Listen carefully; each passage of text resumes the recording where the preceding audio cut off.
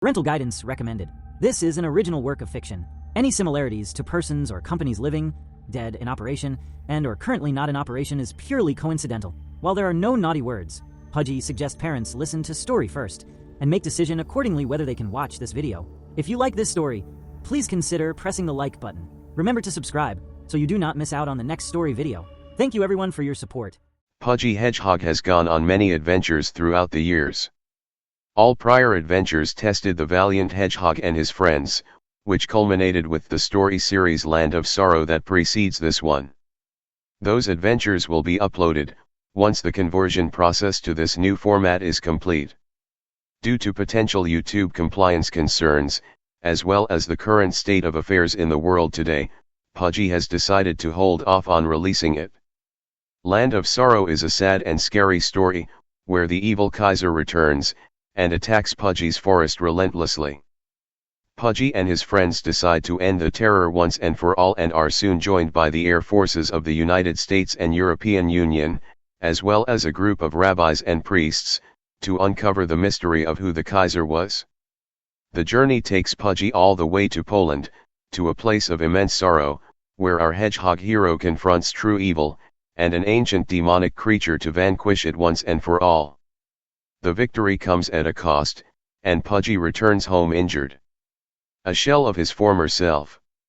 The little hedgehog had every intention to never adventure again, but fate decided otherwise. And now, it is time for the latest story series, Moon Cry.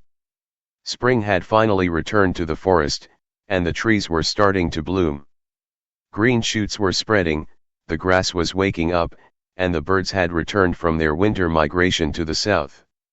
It had been a month since Pudgy Hedgehog had returned from his adventure to Europe.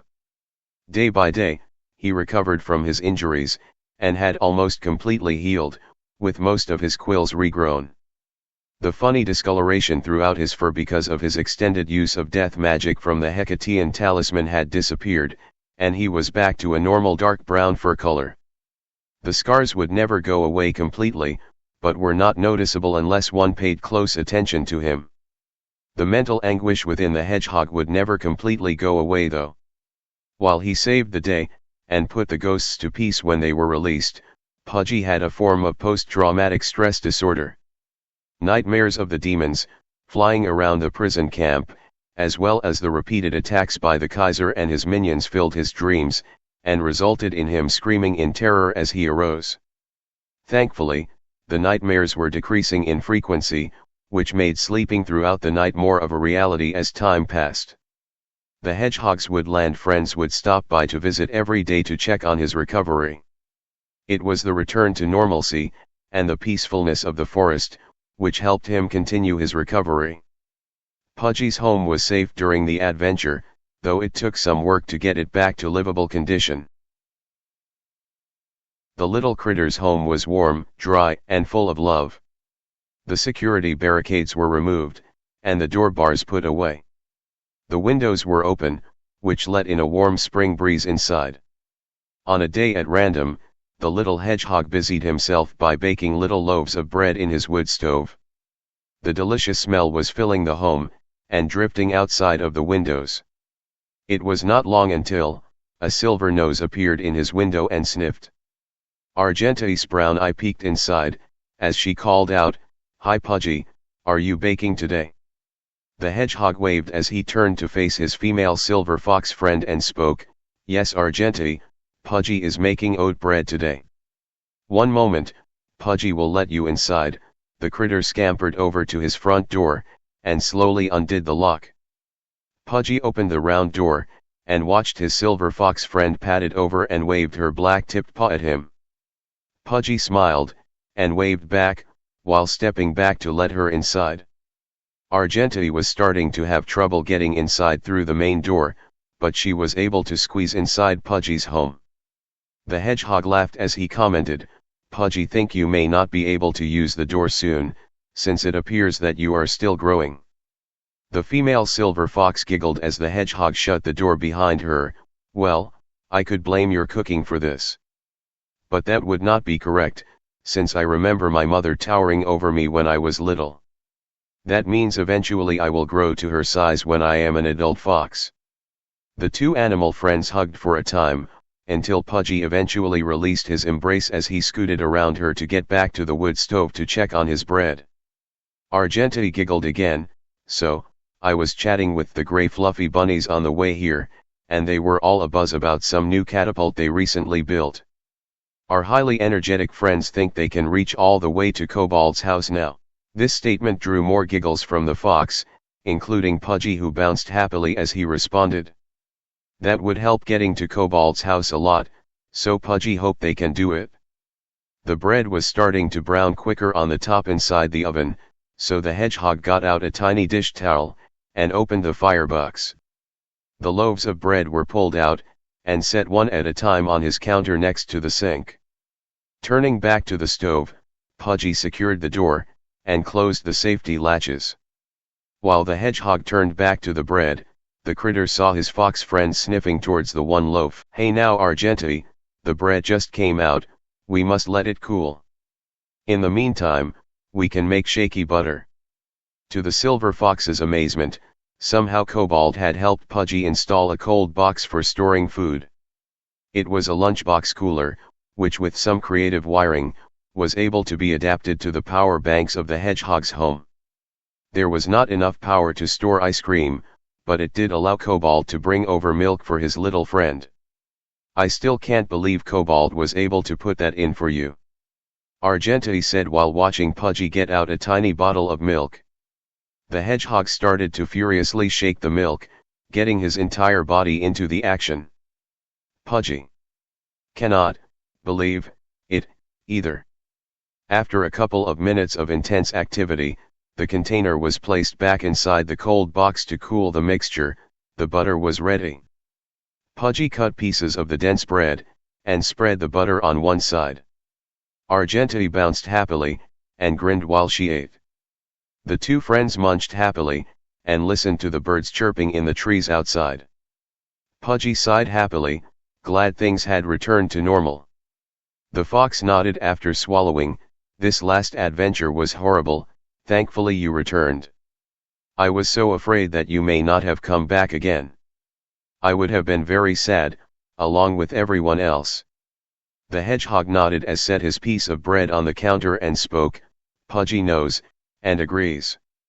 No more adventures, Pudgy is staying put here in the forest. Argenti nodded as she responded, well, I will allow you to go to Cobalt's house or Mr. Bear's house. The silver fox curled her tail around her body.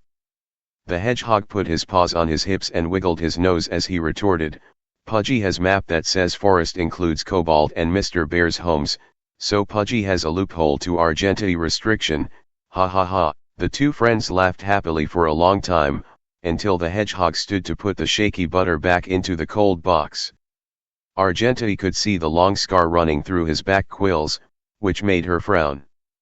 The woodland critters had seen how injured Pudgy was when he returned. To the bunny's dismay, Pudgy had not told any of his animal friends what happened exactly. Argenti was not pressuring him for details, but the hedgehog had opened to his human friend Cobalt, and the human in turn informed her that it was bad. Time was the best medicine, and the little critter would tell his friends when he was ready. That course of action was acceptable to the silver fox. In a distance, the sound of an owl hooting could be heard. The sound was unfamiliar to Pudgy, and he looked outside of his window and asked, what is that? The silver fox's ears perked up as she spoke, that sounds like an owl. I wonder why it called out now? It is still daytime. They only are out during the night. The hedgehog looked at his fox friend and wiggled his nose while responding to her, well, perhaps it was just flying by. Birds do that all the time, so we ignore it? The silver fox nodded as she looked outside the window. The two friends returned to their visit, and Argenti told Pudgy about all of the latest gossip from the other woodland creatures. The owl's calls continued in the distance, and was starting to sound sad, which resulted in Pudgy looking out through the window and tried to listen. The home was quiet, save for the sound of Argenti's breathing behind him. Pudgy turned to his left to verify that the wood stove was secure, and the fire safely contained within. Pudgy looked at Argentity with concerned eyes as he spoke. Pudgy must look for the owl. Something is wrong, it almost sounds sad, or in pain. The silver fox shook her head as she spoke, not by yourself. I am going with you. Owls eat mice, as well as other small animals. When I was with my mother, I saw huge ones, so we must be careful. Pudgy nodded as he pulled his round kitchen window mostly closed, then scampered over to his front door to open it. Argentity padded past him, and then squeezed out through the door. Pudgy laughed while exiting and shutting the door to his underground home. The owl's cries could be heard coming from the direction of the bunny's warren. Pudgy and Argentity scampered past the underground home, and its smoking chimney pipe, and scurried through the secret tunnel Cobalt had buried for the Kaiser's monster attacks. The long stretch of black plastic pipe used for French drains served as an excellent tunnel for the animals, and the shortcut cut off 5 minutes of travel around the side of the hill. Soon the two friends had emerged from the tunnel, and passed Argentity's little cottage. The bunnies and mice feared the owl, so they remained within their homes, though peeked out of their little doorways to see where the sounds were coming from. Argentity was quicker than Pudgy, and was out front of her hedgehog friend as they continued up the hill. Huge oak trees were starting to leaf out everywhere, far larger than any tree he had ever seen. Pudgy could not believe it, because he rarely was this far up the hill behind his home, and watched as the forest became dense with trees. The hedgehog also recognized many tracks, including coyotes. The predators were becoming more of a presence in the woods, but generally stayed away from his area due to the activity. The owl's cries were becoming much louder, as well as sadness with a growing tone of worry. Pudgy looked around, and the sound was coming from behind a series of trees that were growing around in a tight ring. Argentity, it sounds like the owl is up there. His silver fox friend nodded as she spoke. Yes, it does, Pudgy. I do not see a way inside, we need to circle around. I will go to the right. The critter nodded as he scampered to the left. These were ancient oak trees, perhaps hundreds of years old, with trunks bigger around than even Cobalt could reach. For some reason, the towering plants had grown in such a way that they formed a naturally occurring ring, as they grew around each other. The pale white bark was starting to flake off, with sheets laying on the ground beside the tree. The interior exposed was darker brown, with no visible signs of insects or woodpeckers having delved inside further. Pudgy could see an opening ahead of him, and upon reached it, he cautiously peeked around the edge. With his nose wiggling, the hedgehog sniffed the air. There was a strange smell, which he had not experienced before. In the center of the ring of oak trees, was a small patch of ground that held a granite boulder. The boulder was pale white, with gray veins running throughout. It was mostly flat on top, which was covered by an owl. The owl was snow white throughout its body, with occasional light brown and dark brown lines that defined its feathers. Are you all right? Pudgy asked timidly, while watching the owl's head turn almost 180 degrees without the rest of its body changing position. Golden eyes locked onto his, and a tiny beak opened, a hoot sound could be heard. Argentity scampered on the opposite side of the opening, and peeked around as well. Pudgy, that is a snow owl. They are not normally around here, his silver fox friend said, watching her hedgehog friend nod while starting to enter the ring of trees. As the critter approached the boulder, he waved his paw at the owl. My name is Pudgy, and this is Argentity. We live nearby, are you injured?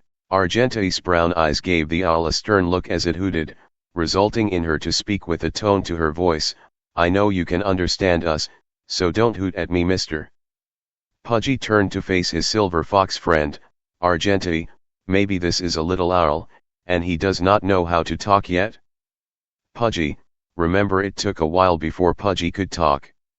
The snow owl looked at the two animals in front of it and turned its head. It started to stand up, and then walk on its talons towards Pudgy. The hedgehog quickly started to see what was wrong. One of the wings was bent in a weird angle. The owl could not fly, and had been sounding a distress call for help. Pudgy frowned. "Oh no, you are injured, your wing is bent." Argenteuil padded closer cautiously as she spoke. "I hope it is not broken. I am unsure how to fix that, Pudgy. Maybe Cobalt can help." The hedgehog nodded as he waved for the owl to follow him and spoke excitedly. "Yes, Cobalt can help us. Mrs. Owl, are you well enough to walk? Pudgy's home is not too far from here." The owl's golden eyes locked onto Pudgy's in a strange manner, and almost seemed to glow with irritation. A masculine voice came out of the owl, and retorted, "I am not a female." "Oh good, you can talk, Mr. Owl." Pudgy sorry, never saw an owl before this close, so Pudgy could not tell the difference. "What is your name?" The owl nodded its head as it responded, "Alabaster. Yes, my wing hurts, and I cannot fly. I will have to walk, for now." The hedgehog waved for the owl to follow, and scampered out of the ring of trees. Pudgy turned to watch as the owl seemed to hop on the ground, but was in fact walking. The silver fox was keeping a watchful eye on the owl, and would stop occasionally to allow both hedgehog and owl to catch up to her. Around the ring of trees, and down the hill they went.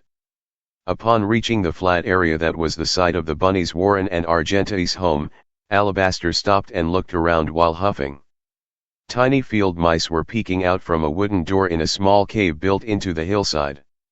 The field mice ducked back inside their home when they heard the owl hoot, and shut their tiny door quickly. Pudgy stopped and looked stern at the owl. "Stop that. Mice are Pudgy friends, no scare them." Alabaster nodded as he responded while motioning with his head towards the hill, "I apologize." "My word, what is that?" The snow owl had spotted Argenteuil's cottage, and continued to motion with his head towards the structure. The silver fox giggled, "That is my cottage. Cobalt, our human friend, built it for me after I returned to the forest with Pudgy." The owl hissed and narrowed his eyes as he angrily spoke, "Human. Their kind cannot be trusted. I will not be helped by such a filthy land-destroying creature." Pudgy turned towards the owl and placed a paw on his side. The white feathers were so soft, but the touch immediately calmed Alabaster down. "Cobalt is a nice human, but Pudgy understands. Pudgy will still help, if you will let Pudgy help." The snow owl nodded, and soon the trio were scampering around the forest once more. The secret tunnel could not be used, as the owl was too injured to use it. Upon approaching the large round bifold doors of the big room in Pudgy's home, the owl's eyes went wide. The group had to stop again, allowing time for Alabaster to recover. The owl was used to flight, and not walking. "This is your home?" Alabaster asked in amazement as they entered through the round main door. The owl was inside Pudgy's wonderful underground home, complete with golden oak wood that covered the walls and ceilings. It was so nice and toasty inside.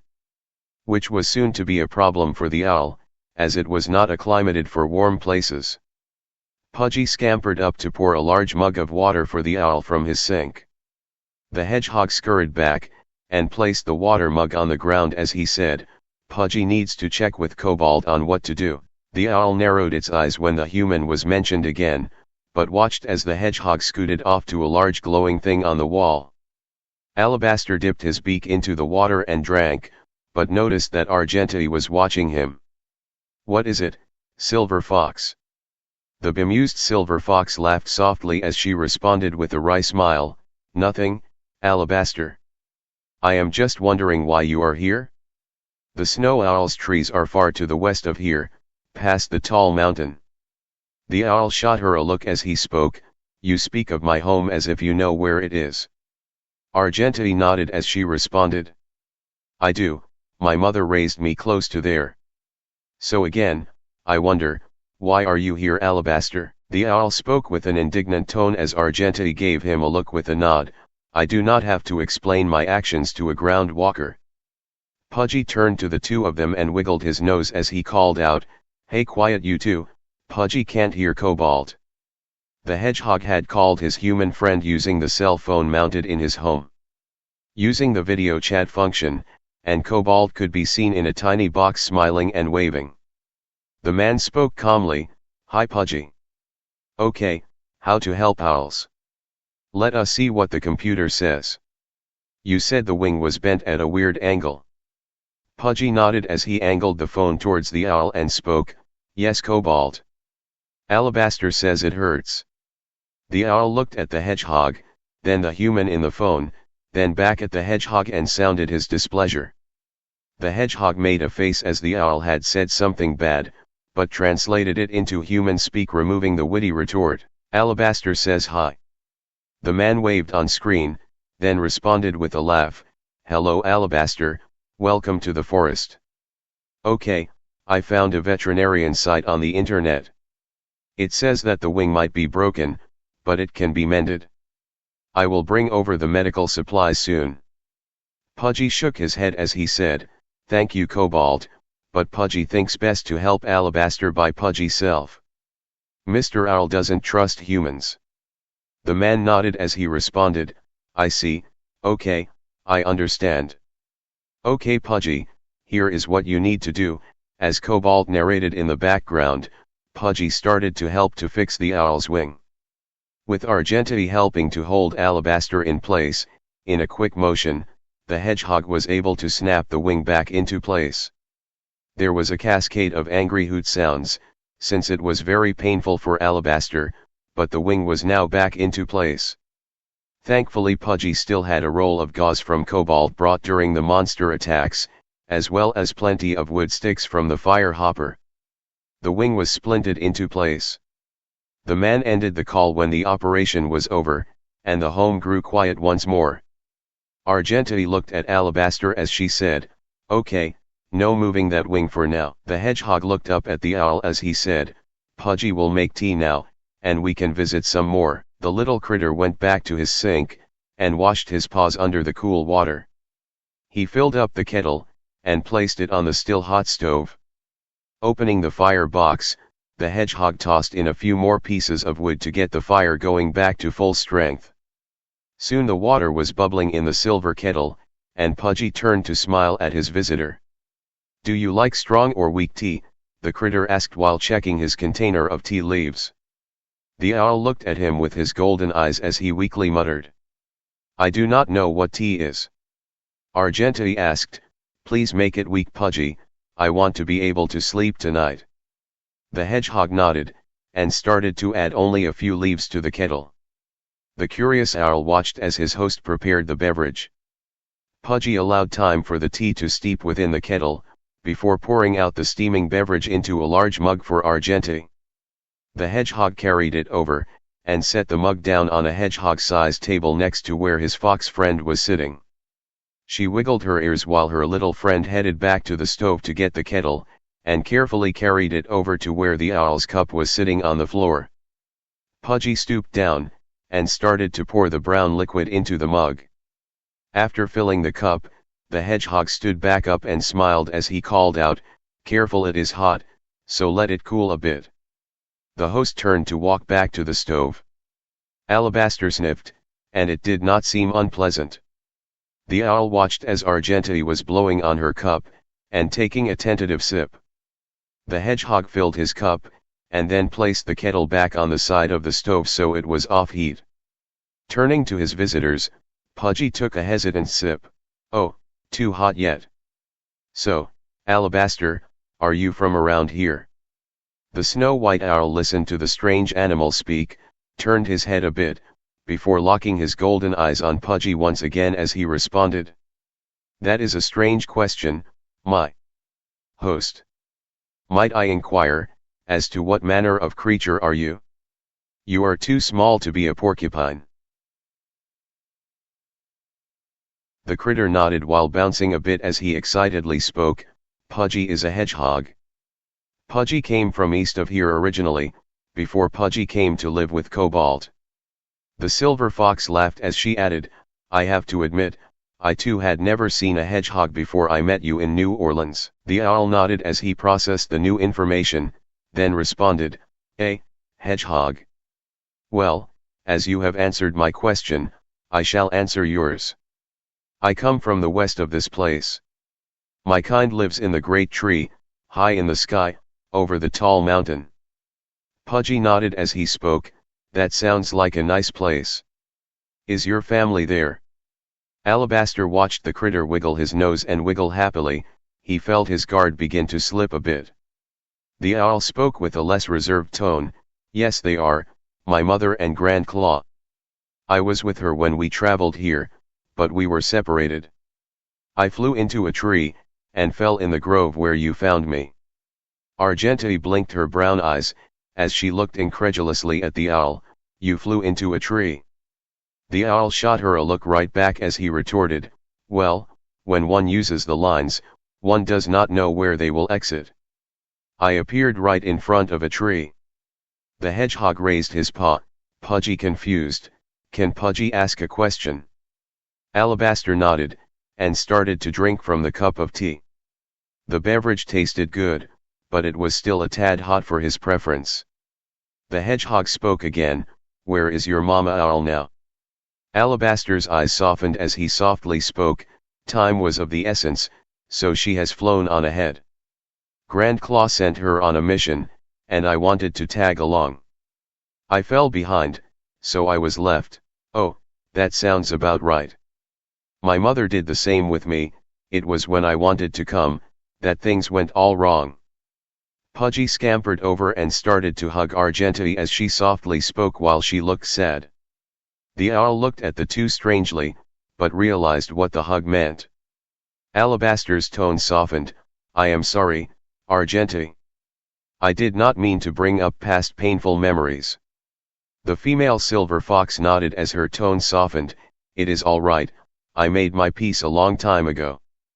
Plus, Pudgy helped me work through some pain as well, so I should apologize to you as well for my tone. Pudgy looked up at Argenteuil, and then turned to the owl. Does Alabaster need a hug too? The snow owl laughed as he said, No Pudgy, I am good. The silver fox giggled, watched as the hedgehog let go, and headed back to his cup of tea to take a drink. The home grew quiet, as the sounds of the birds chirping echoed in the forest outside the home. Alabaster blinked. Those cardinals are such gossip mongers. Pudgy nodded as he sipped his tea. Yes, they are, but knew everything going on in the forest. Pudgy found out the deer are pondering on a new area to bed down next year, as this part of the forest is becoming too busy. The bemused silver fox laughed as she spoke. Well, no wonder Pudgy, with all of your adventures. The owl cocked his head an angle, and then leaned down to take another drink from the mug. Adventures, you say? The curious owl asked, resulting in Pudgy nodding, then starting to tell a much abbreviated version of his adventures. When the time was appropriate, the hedgehog would add details, especially when the owl would start to look confused. The travel to the center of the earth to meet a dragon and a silly man who used magic, to the moon above with the dinosaurs in their fortress the hedgehog had gone. Adventures with ghosts south and east, battles with shadowy monsters, all over the world Pudgy had gone. Cobalt the human was mentioned a lot, which both angered and confused the owl. It was when Pudgy went to Mount Rainier, that is what drew the owl's full attention. Alabaster halted the story. Wait one moment, you went to my homeland? Did you see a big tree? The hedgehog had made a second pot of tea, and was sipping a cup of water as he responded.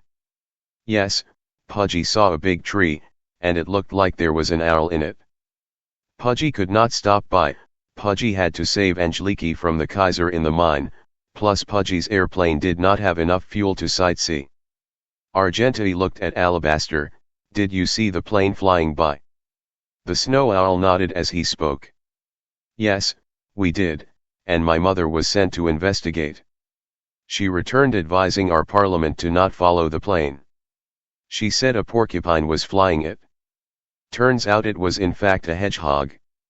She will be so confused when I speak with her next. Pudgy continued the story, and explained what the Kaiser wanted to do. There was a font of dark and evil magic he wanted to activate, which required Angelike's abilities to do so. Pudgy was able to save her, and escape from the mountain. The owl blinked in disbelief, and took a sip from his almost empty cup, taking a moment to ponder before he spoke. The font, as you call it, is a source of ancient magic. My parliament has guarded it before the time that humans came to infest our lands. They cut our trees, destroy our homes, dig into land, and defile all that they touch. But yet, the stories you tell are that Cobalt is a friend. I do not understand this at all. Was this the end of your adventures? Pudgy shook his head no as he walked around the room to fill up the various cups with tea. After a silly tale of helping the elves save Christmas, the hedgehog stopped and slowly set the tea kettle down. Looking very sad at Argenti, Pudgy began the tale of his final adventure. The Kaiser had found the forest, and sent his monsters to attack. Cobalt was severely injured multiple times, as well as Mr. Bear. They were defending the forest with everything that they could muster. Pudgy needed to strike back, so the human built a much bigger and stronger plane to fly in. The hedgehog flew far to the east, and found help from various humans along the way. The hedgehog flew over the wide ocean, landing on a big ship called the Nimitz. From there, he took flight once more to reach the land called Great Britain, where another human helped him, before he flew across a smaller ocean to reach Belgium. Pudgy paused, then started to whimper as he relayed all the horrible things he had seen in the museum. The humans in the pictures were walking skeletons, and were loaded up in train cars to be sent away to prisons. Argenti blinked, and immediately hugged Pudgy, who was now openly crying. Alabaster was dead quiet, listening in shock at what had happened. The hedgehog got into his plane once more, and flew to a tall mountain in Germany where the Kaiser was attacking his friends who had traveled from afar to beat the monster there. Pudgy explained how the magic talisman he was using was able to work, and for the first time Argenti heard that it was making him sick as it drained his life. Alabaster's beak dropped open, as the hedgehog turned to show the scars from where his quills were ripped out to load the machine guns in the plane. The Kaiser fled the mountain, so Pudgy had to fly to the worst place to go. He flew straight into darkness, to the most infamous prison camp in Poland that the bad humans had sent all the skeleton people to. Pudgy explained about the demons, the portal to the underworld, and then the activation of the ghost rabbi. Argenti hugged him tighter. The hedgehog was crying again, explaining how he used everything he had left in him to fight the demons. The ghost rabbis helped to close the portal, and once the demons had been dispatched, the release of the trapped souls. Argenti was crying as she hugged Pudgy, realizing now why her little friend had not told anyone in the forest what had happened. Even Alabaster looked sad. He knew humans were cruel, but this was beyond even his worst assumptions. After a moment to recover, Pudgy finished his tale with the return trip, and how the talisman and the planes disintegrated. By the time that story concluded, the sun was beginning to set. Argenti looked at Pudgy, and looked sheepish as she hesitantly asked, "Pudgy, do you have any more of that bread left from earlier?" The hedgehog was still crying as he sniffed his nose, nodded, and walked back to the sink. "Pudgy hungry too, please stay for supper, Alabaster." The snow owl stayed silent, but nodded his agreement to stay. The incredible story told by his hedgehog host, the hospitality offered, proved that this was not a normal forest. Alabaster resolved to return to his Grand Claw with all due haste. However, with a busted wing, the snow owl was in no condition to fly. The owl silently made note of his plan to stay, listen, and decide what the next course of action to do was. The hedgehog was cutting slices of what he called bread, and covered them with a white mixture. Walking slowly through the home, the owl reached the kitchen table, and saw there was a piece of bread laid out for him. Pudgy and Argenti were happily munching on their pieces. Alabaster sniffed and then tentatively took a peck from the bread. It was a strange consistency, and did not taste unpleasant. But he realized that it was not suited for owls and asked politely, "Pudgy, I apologize, might I inquire if you were to have something else?" Perhaps a bit of meat. Argentity was about to make a comment, when she watched the hedgehog scamper over to his cold box and retrieved a couple pepperoni slices, wrapped in wax paper. They had been cut in such a way that Pudgy could eat them, so it was already suitable for the owl. As the hedgehog set out the slices, he narrated, "This is pepperoni.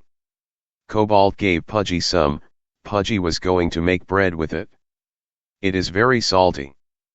Pudgy is always thirsty after eating it." The owl sniffed again, and then started to munch on the tiny slices. The owl's bread did not go to waste, as the part he had nibbled on was cut off and tossed into the fire box. Argentity ate part, and Pudgy had the remainder of the bread. As Pudgy had advised, the salt immediately hit, and the owl started to drink from his cup. "My word, that tasted good, but it is so salty. No wonder the humans seem to swell up," Alabaster said, which prompted a laugh from the silver fox. Argentity laughed as she spoke, "Well, that, and all the wonderful pastries they make too. What does Cobalt say? He has a donut belly." Pudgy wiggled his nose as he bounced happily and said, "Yes, which it is fun to bounce on." But Pudgy loved the cookies. The trio talked long into the evening, while Pudgy cleaned up. The tea was drunk, and water was served instead. Eventually, it became dark outside, as the sun set. Alabaster looked outside through the tiny round window, and sighed. The owl felt Pudgy touching his chest, and the owl looked down at the hedgehog as he asked, "Would you like to stay here till you are well, Alabaster?" Argentity giggled as she curled up in a spot next to the kitchen and started to cover herself with a blanket. The owl looked sheepish as he spoke, "I do not want to impose on your hospitality, I should go." Pudgy hugged him gently, continuing to speak, "No, please stay. Pudgy wants to hear more stories about the owls. When you are better, you can go." Alabaster nodded as he responded, "Okay, I accept your invitation to stay, Pudgy." Pudgy bounced happily, and then prepped his home for nighttime. The fire box was reloaded with fuel, the door secured, and the kitchen window left open to ensure a fresh cool breeze could mitigate the warmth from the fire. Snow owls were used to a much colder climate, but the steps taken to ensure his comfort were to be acknowledged. The hedgehog scampered into his bedroom, and climbed into his bed. Getting under the covers, he called out, "Good night, Argentity." "Good night, Alabaster." The fox and snow owl responded in kind, and settled in for the evening. The home became very quiet, save for the errant crackle of fire within the wood stove. Hours passed, until Alabaster woke up to the sound of whimpering. While keeping his body still, he turned his head, seeing the hedgehog flailing about in his bed. The critter was having a terrible nightmare, and his legs were going like he was running. Argentity looked at the owl and whispered, "Every night this happens, but the nightmares are becoming less each day. When he first came back here, I stayed with him. It used to be much worse." The female silver fox looked sad, and placed her head back on her paws. The owl nodded, and did not say anything. From the story that was told, Alabaster could only imagine how much worse it was for the hedgehog. The whimpering stopped as the nightmare passed, and the critter settled back down. The home soon quieted once more, allowing all to fall asleep once again. In the morning, Pudgy awoke, and saw Alabaster asleep while standing up. He had nestled in like the tree birds did, and was a round mess of white feathers. The exception was his hurt wing, which was still splinted. Yawning, the hedgehog slid out of bed, and into a small room with a door beside. His human friend had made a bathroom, which was extremely simple, but sufficient for the critter's needs.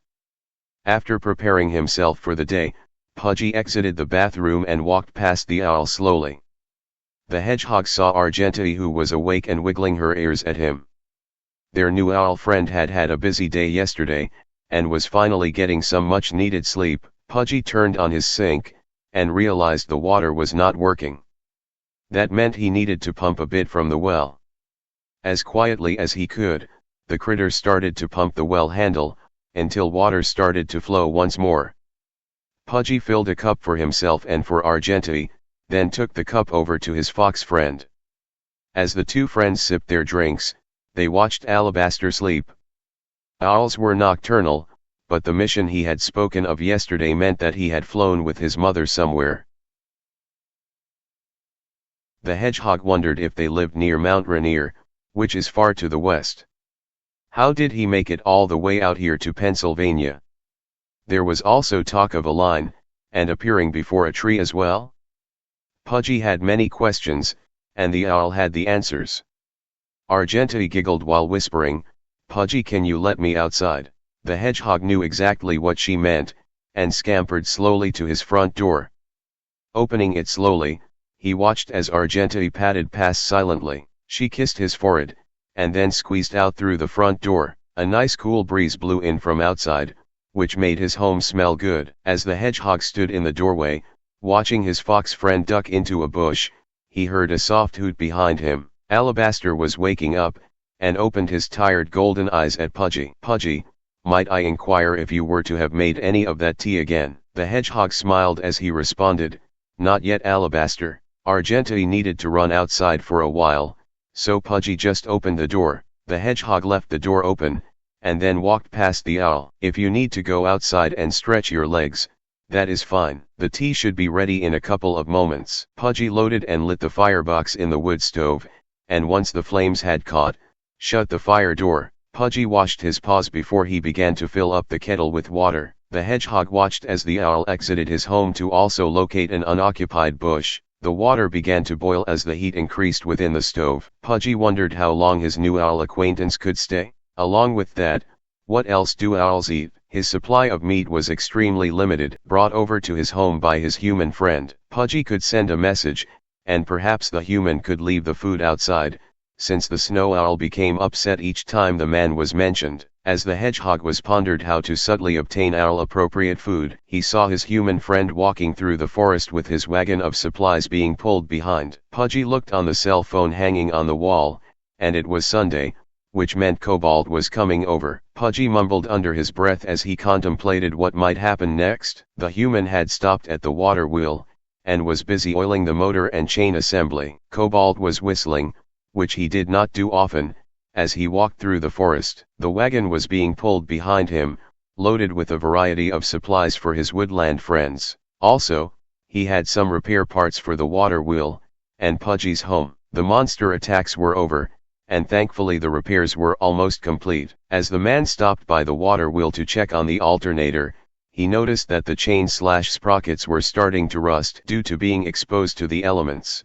Everything was still in working order, and the man got out the oil can to lubricate the various parts of the water wheel's power generator. The creek was flowing much higher, so the wooden paddles of the water wheel were spinning at a fair speed. Looking up at Pudgy's home, Cobalt could see the chimney puffing white smoke, and the windows were open. The man wondered how the visit with the owl had gone. He had not been contacted by his hedgehog friend, which was a good sign. After putting the oil can back into the wagon, Cobalt stood, pulled the wagon through the creek, and walked the short distance up the softly ascending hill towards the underground home. Pulling the wagon in front of the big round bifold doors that led into the big room, Cobalt looked around the forest. An excited familiar voice called out through the window, "Hi Cobalt."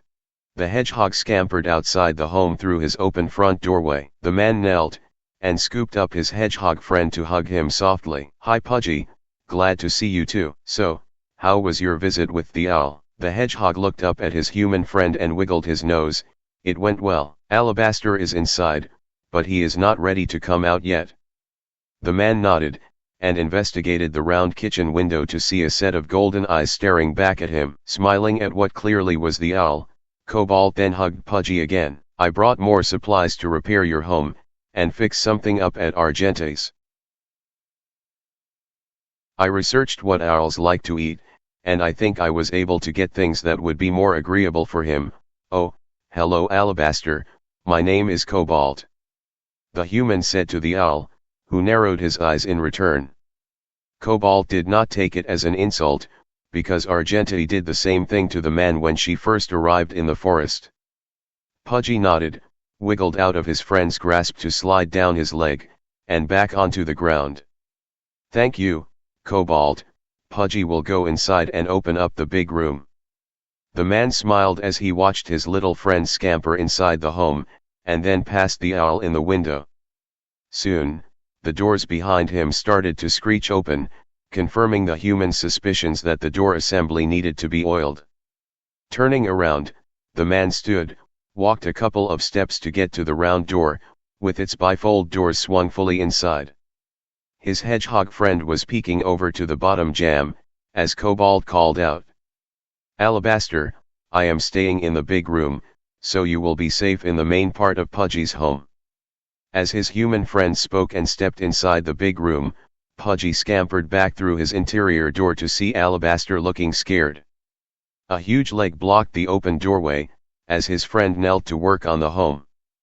Pudgy walked up slowly, and placed a paw on the owl's chest. It is okay, Cobalt is a nice human. You do not need to be scared. He even brought owl food too. The owl's golden eyes were fixated on the doorway, and the noises from the next room. Pudgy, what is that over there? Alabaster asked hesitantly, while watching his hedgehog host bounce happily. That is the big room, it is big enough to hold Cobalt and 2 other humans. Pudgy has it so it can host big people in Pudgy's home. We can go see it eventually once Cobalt is done working. Pudgy does not use it often during the cold months, because it is harder to heat.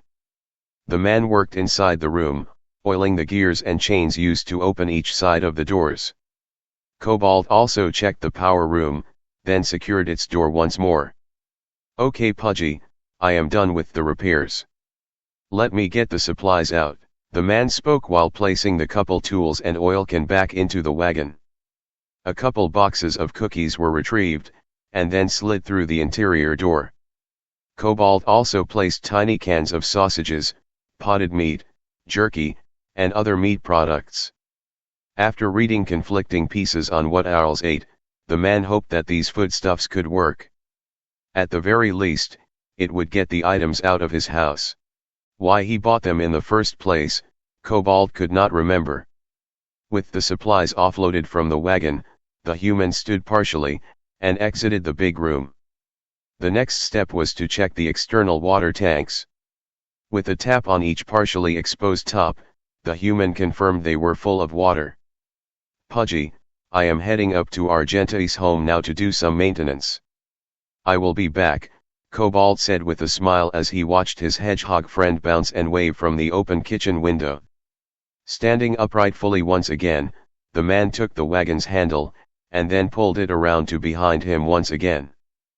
Past the stone fire ring, then around a larger stone, Cobalt started to go up the hill. The next stop was the clearing where Argenti's cottage was, as well as the mice home and bunny warren. Alabaster listened intently as the loud footsteps quieted as the man walked away from the hedgehog's home. The snow owl watched Pudgy moving the boxes of cookies around, and putting things in cupboards. Staring in disbelief, golden eyes stayed unblinking, as they took in everything occurring. You rely on the human?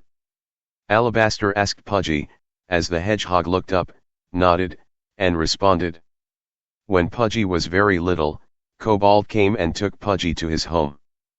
Pudgy lived with Cobalt for a long time, before Pudgy asked if can have own place. Cobalt did not try to talk Pudgy out of it, and helped Pudgy build a cabin here. The owl looked around, but this home is underground. The critter nodded, yes, it is. Pudgy's original home was blown up by the rocket engine when Pudgy went to the moon. Cobalt said we should build underground, so it would be safer. Pudgy put away the variety of food items that his friend had brought over. It was not just cookies, and shelf-stable foods. There was also a variety of tiny pouches of baking ingredients, as well as tea and decaf coffee. Pudgy opened the bag, and sniffed, oh boy, coffee. Pudgy must be very careful with this, or Pudgy bounce so high, Pudgy can touch the ceiling. Here, smell it, the hedgehog brought over the bag, and allowed Alabaster to sniff at the rich smell. The owl blinked, my word, what a unique smell. The astonished snow owl watched as Pudgy put away the remaining items, before bouncing again in front of him and speaking. Alabaster, Pudgy going to go visit Argenti. Cobalt built Argenti a home too, so she has a place to live in as well. He also fixed the mice house, and helped the bunnies with their warren as well. Pudgy will be back, please stay here and rest. The owl nodded, and watched as his hedgehog friend scampered out through the front door. Soon Alabaster was all alone in the home, left to his own devices to reflect on the events that brought him to the home. He also pondered where his mother was. Their mission was critical, so the young owl understood why she had not returned to locate him.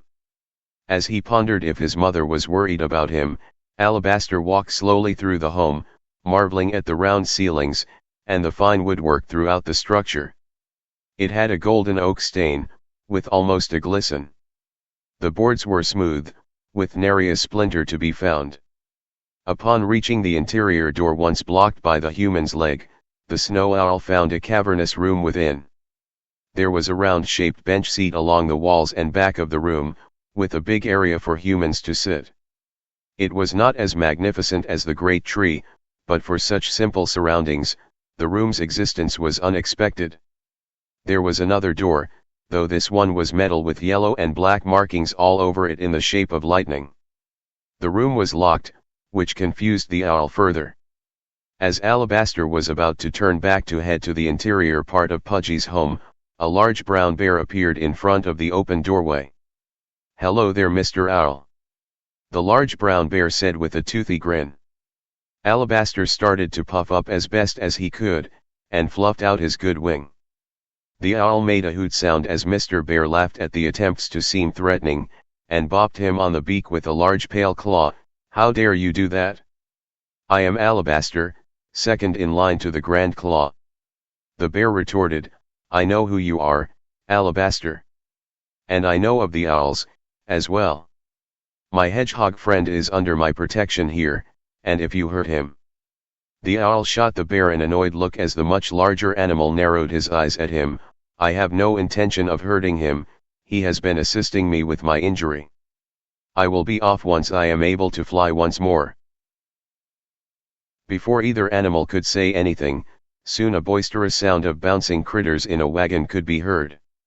Every animal friend wanted to ride in the wagon, so Cobalt had loaded all the animals up, and was pulling them along behind him. Mr. Bear turned and waved his large paw at the approaching parade. The human called out, "Hello, Mr. Bear. I think I need a bigger wagon if you want to get in and ride too." The large brown bear laughed, and watched as soon all of the critters were bouncing out of the wagon one by one. They ran up and started hugging the bear, while peeking over the door jamb at the white snow owl. The exception to this were the field mice, who stayed in the wagon, but peeked out between the wooden slats. Alabaster was shocked, and waved with his good wing back. Cobalt could not understand the owl, and only heard the hoot sound. The sound of happy critters bouncing and playing filled the air. While Mr. Bear turned to look back at the owl, he saw Alabaster's golden eyes staring at the human intently. Pudgy noticed this also, and turned towards his human friend. The little hedgehog watched as the man was becoming translucent. "Cobalt," Pudgy yelled out as scampered frantically towards him. The man coughed, "Pudgy, I don't feel so good." As the brown bear turned, all the animals watched as the human vanished from sight. His scent was gone as well, which caused all the animals to frantically start to search the area where he had been standing. Pudgy was wailing uncontrollably, as tears streamed down his cheeks. One fluffy bunny stayed with him, helping the hedgehog walk back to his home. Little voices were calling out, "Cobalt, where are you?" Argenti sprinted back up to her home, but the man was not there. There was no track, no scent, nor sound of the human anywhere. Everything had been fine, he had dropped off supplies, and fixed her window so it would open once again for summer. Once the silver fox had investigated all the surrounding area, Argenti raced back to Pudgy's home. She could still hear his cries, which meant he needed her. Upon reaching the home, the large brown bear shouting in a menacing tone at Alabaster. "What did you stupid owls do?" Pudgy was inconsolable, the tears would not stop, and the hedgehog looked at the owl as well as Mr. Bear. Alabaster snapped back from within the big room of the underground home, "We did nothing, do not dare to accuse my parliament of any ill actions." The owl fluffed up and looked defiant as all the animals were staring at him, and both Argenti and Mr. Bear gave him anger-filled looks. "Alabaster, tell them." Alabaster shouted back, "I will tell you nothing." The owl noticed that a cross-looking gray bunny was now standing in the interior door to Pudgy's home, blocking the doorway. The brown bear was blocking the big doors, along with Pudgy and Argenti. Alabaster was trapped inside, with one busted wing, so his chances of escape were slim at best. The silver fox spoke, while angry brown eyes stared at the owl. "Pudgy, Alabaster is part of a parliament. That is the name of a group of owls, and they arrange based on their kind. Snow owls do not normally travel this far south, and stick to the northernmost parts of the world. However, they do have an outpost north of Mount Rainier, where you went to save Angeliki from the Kaiser. My mother and I called that area home for many years, before she passed. Their home is the tallest tree in a dense forest of evergreen trees. The forest is deep and ancient, with secrets that have escaped the humans' notice. You found one, didn't you?" Pudgy wiped the tears from his eyes with his paws as he listened and turned to look at Argenti. The hedgehog sniffed his nose, his words came out jumbled, mixed with fresh sobs and years. Haltingly spoke. The silver fox narrowed her eyes at Alabaster when he spoke. "Yes, we snow owls found one of the Gaia stones." Mr. Bear said with a rude tone, "What the fudge is a Gaia stone?" Argenti looked up at the bear, and then at the other attentive critters, as she turned towards them while speaking while keeping an eye on the owl. "My mother told me this story when I was young. Back when this world was young, it was empty. Gaia, the Earth Mother, felt her lands needed life. First the plants and trees were called forth. For time unknown, the world was silent, until the first animals came. Gaia created great stones, imbued with her power, to bring forth life around them. The stones were scattered all over the world. The world was at peace, as the animals grew and multiplied." The owl nodded as he spoke. "The stories of the before times are wonderful. A world free of the filth of humanity, animals at peace, one with Gaia. My Grand Claw told wondrous tales of the ancient times. I always enjoyed the story of the dam. The beavers built a gigantic dam, where hundreds gathered. Their creation was amazing, and held back the water of the great river for a day's flight. Multiple dams were spread along the river, to keep the pressure from overwhelming the main dam. Thousands of beavers all in the same river, building and living in peace. Until the humans came." Pudgy sniffed again, starting to calm. Curious beavers had quietly arrived during Argenti's story to see what was going on at their hedgehog friend's home. The pair were expectantly watching both the gathering, and noticed the indignant owl in the big room. The silver fox spoke again. "Gaia wanted life to continue, but along the way, created the humans. At first, their kind remained few and scattered, but as time passed, they evolved and spread through the world." The large brown bear nodded as he spoke. "I too have heard a version of this story as well, but more of a bear perspective. Huge caves in the mountains, thousands of bears, great hunts, female bears dancing." Argenti laughed as she responded, "Well, yes, there are many versions. Anyhow, the humans dominated the land, and soon the stones started to lose their power. They fragmented, and were scattered as a great imbalance begun. One by one, the stones were lost, but it would appear that one has been located. Despite their ancient state, the Gaia stones can be still used. If one knows the correct incantation, the stone may be activated to converse with the Earth Mother. My mother heard tales from the elder foxes that the stone can be used to create life, or destroy it." The owl's indignant expression did not change, and he kept his beak shut as the hedgehog whimpered. As Pudgy was about to speak, the emergency alert sound blared from within his home. The bunny inside the doorway waved frantically and called out as loud as he could muster, "Pudgy, bad sound coming from the blue thing on wall." The hedgehog nodded as he scurried quickly past Mr. Bear to reach his still open front door. Once inside, Pudgy checked the wall-mounted cellular phone. The phone's screen was red, with an emergency broadcast logo on it. Tentatively pressing buttons on the screen, the volume was increased as a human man in a gray suit was speaking, with a map of the United States on it. "I am Bob Smith of PNN with breaking news. Starting at 2 p.m. Eastern Time, humans all over the United States of America have begun to disappear. Eyewitness reports say that the individual does not feel well, becomes translucent, and fades away until they disappear completely. Thousands of missing person reports are being filed across the country, and local authorities are quickly becoming overwhelmed. At first, it was ordinary people standing around, in stores and on sidewalks who disappeared. However, what is more concerning, are the reports of empty cars and trucks crashing. Vehicles with no drivers have begun to crash into trees along the roads, into buildings, off the various bridges that cross the rivers and oceans around this country. At the time of this report, the phenomenon appears to be centered only within the United States at this time. However, our newsroom has begun to receive unsubstantiated reports of this also occurring in Canada and Mexico. The critters all crowded around Pudgy, watching the worried human newscaster show a big map of all the disappearances. The human spoke breathlessly, sensationalizing the loss of loved ones, berating worried family members of the disappeared with endless questions. The newscaster stressed that no one famous or important had disappeared, but for safety purposes, the government leaders were being sequestered in their respective buildings. The mandatory words of calm were then read by the man, trying to tamp down panic, before launching into another fresh batch of disappearance reports. Pudgy wiggled his nose as he stamped his paw.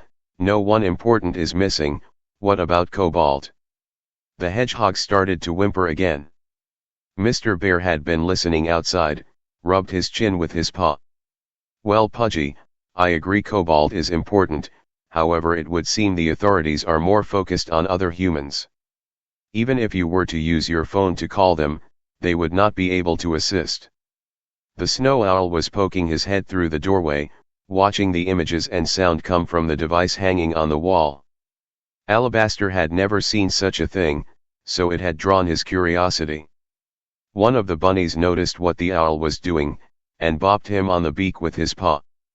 Alabaster gave a short hoot, before noticing the critters looking at him in unison once more with angry expressions. The owl grumbled, all right, enough of this. Yes, we found a Gaia stone. I do not know all the details. But my Grand Claw found the stone, as he was exploring the mountain when he was a young owl. It was ancient, and covered in green moss. When he mustered the courage to touch it, he could hear the Earth Mother speak softly. She was exhausted, but in a calm, soothing tone, she said the strain was becoming too much on her. He asked her what he could do, and that was when she told him of the other stones. My Grand Claw told the Grand Claw of that time what had been found, and what the Earth Mother said. So, a great parliament was called, of all the owl tribes. The shamans, who had once been human many years prior, knew of the rituals and summoned the avatar of the Earth Mother. Gaia told our parliament that we needed to find the stones once more. Once they were located, the Earth Mother would be able to assist once more. The owls agreed, and then the pact was formed. As the years passed, the stones were found one by one. But also, the locations of some were compromised by the humans. In their ignorance, they had destroyed the land and the stone with it. This was what she had meant, as the stones were destroyed, she was losing connection to the land. If all stones were to be lost, the land would die. The hedgehog and his various animal friends slowly scampered to gather into the big room while Alabaster spoke. Pudgy was still crying as he listened to what his owl visitor spoke of. The animals paid close attention, listening attentively, though their expressions changed from anger to confusion. Some had never heard of these tales before, while others barely remembered bits and pieces of stories told long ago. The brown bear asked, "All stones lost, and the world dies?" I can understand the logic of the Grand Parliament to seek the stones as instructed. Did the Earth Mother say what was the outcome of locating the remaining stones? It would appear, based on what Alabaster has spoken about, was that the owl's plan was to destroy all the humans to restore Gaia. Alabaster disputed the bear's words with a look of near anger in his eyes. That was not the plan at all. Do not put words in my beak. We were to locate the stones, use the incantations to restore Gaia's rightful place as originator of all life within this world. She would determine what was necessary to restore proper order to this world. I know not why the Earth Mother has chosen to remove the humans from the world. I know not why your friend Cobalt disappeared at the start of this process. My mother and I were dispatched to consult with the eagles, who dwell to the high mountainous lands of the rising sun of our tree. The hedgehog sniffed as he wiped his eyes with his paws, then spoke quietly. Could your parliament help Pudgy bring back Cobalt? The owl blinked as he looked down at the concrete floor while contemplating the request, then spoke softly, Pudgy, I know not if they could help, but my Grand Claw is wise. If anyone would know what is going on, he would. The magic box on your wall would appear to show that whatever made your human disappear, it is spreading. I worry that since humans are now beginning to feel threatened, they will recklessly lash out, and will affect all animals, to our detriment I fear. Argenti sighed as she spoke. Alabaster is not wrong with how humans react sometimes, but, Pudgy, how are we going to get to Mount Rainier? Your planes are destroyed, there is no magic talisman anymore, and Cobalt is gone. Pudgy rubbed his chin with his paw, and then pointed to his vest. The hedgehog pulled out the blue sapphire as he stated, Pudgy can use the teleportation stone again. The Kaiser is not around, so it is safe to use it once more. But the stone has limits, only can be used once per day, and travel to a place that Pudgy has already visited. The days of traveling afar with no destination are not possible now, based on what the goddess Hecate's told Pudgy. The owl's golden eyes locked onto the gemstone, and his beak opened wide as he gasped. That is an owl's tear, where did you get that? Pudgy looked at the snow owl as he responded while wiggling his nose, there were 3 of these stones, but Pudgy found and merged them when fought Kaiser for the first time in Great Britain. The hedgehog put the stone back into his little vest's pocket, and clasped the opening shut. Pudgy would be able to get to Texas, but from there would be a problem. Alabaster raised his good wing as he spoke, Pudgy, the grove of trees where you found me is a ley line portal. A ley line is a fountain of magical energy that runs through the land. The Earth Mother told my Grand Claw of this, and our parliament has been following the currents of energy to locate the stones. The tree grove is a section of the line that reaches the surface, and has affected the trees around it. I can show you how to adapt your tier to use the lines. If you have used the stone to transport yourself already, I suspect you were unartfully using the lines already. I can educate you how to use the stone properly. On one condition. Argenti looked at the owl with a stern look, as Pudgy looked at Alabaster with hopeful eyes as he spoke. What condition would that be, Alabaster? The owl nodded as he stated, I will go with you. Once we make it to the great tree, I will introduce you to my parliament. If you are deemed worthy, my Grand Claw will attempt to assist you. The silver fox shot the owl a look as she angrily said, then I will go with you as well. We do not know if we can trust Alabaster or not. The owl looked indignant, but Pudgy nodded and spoke quickly. Okay, Pudgy liked this plan. Pudgy did not want to leave the forest again so soon, but we must find out what is going on. Pudgy must find a way to bring Cobalt back. The little hedgehog said with a definitive nod and tone. The assembled woodland critters were all collectively sad that Pudgy was going to be leaving again so soon, but Cobalt was their friend, and he had been so kind to them, that they needed to find him. Mr. Bear nodded as he sheepishly asked, Pudgy, do you have any of that wonderful tea made?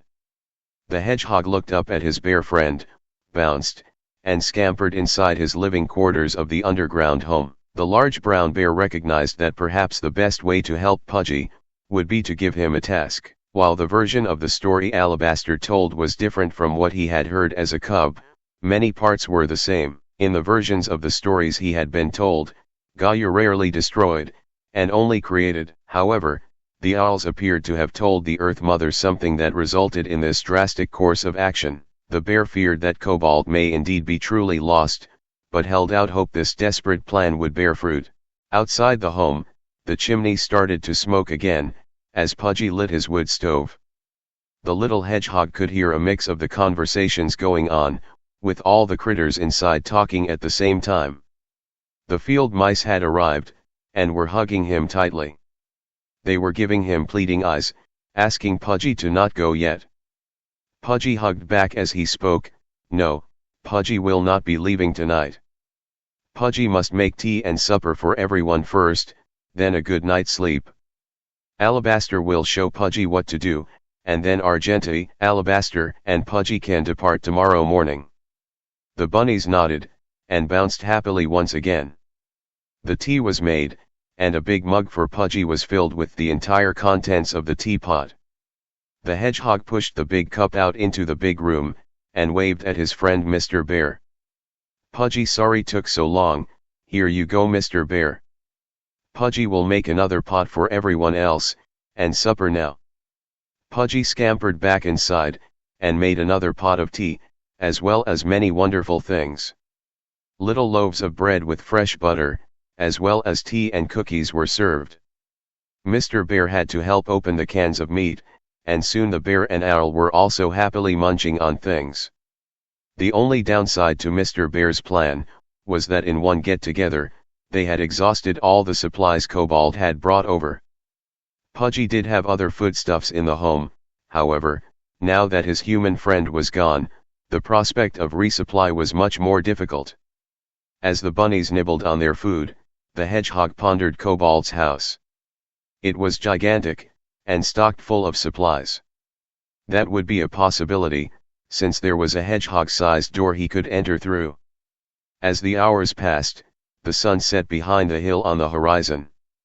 Mr. Bear was hugged many times, before he departed back to his home. The beavers left for their pond, while the bunnies gave the field mice a ride back to their home. Argenti was sitting in the spot next to the interior wall that bordered the big room. Alabaster watched as Pudgy scampered over to the gears, and began to shut the large bifold round doors of the big room. The doors swung slowly shut, and locked into place with a loud click. The hedgehog pushed a tiny button, which turned off the LED lights that illuminated the room. He motioned with his paw to Alabaster, and scampered through the interior door that led back into his part of the home. Alabaster followed, and after he had passed through, Pudgy shut the door. It was still a warm night, plus the wood stove was lit as well, so the room was uncomfortably hot for the owl. Alabaster said, "Pudgy, I need to head outside, it is too warm for me here." Argenti nodded as she stated, "I agree, it is a tad bit too warm for me as well, so I will join you outside as well Alabaster." Pudgy waved at the two as they began to exit his underground home through the front door. "Okay, Pudgy must clean up, and then we'll join you." Pudgy going to turn the news on again.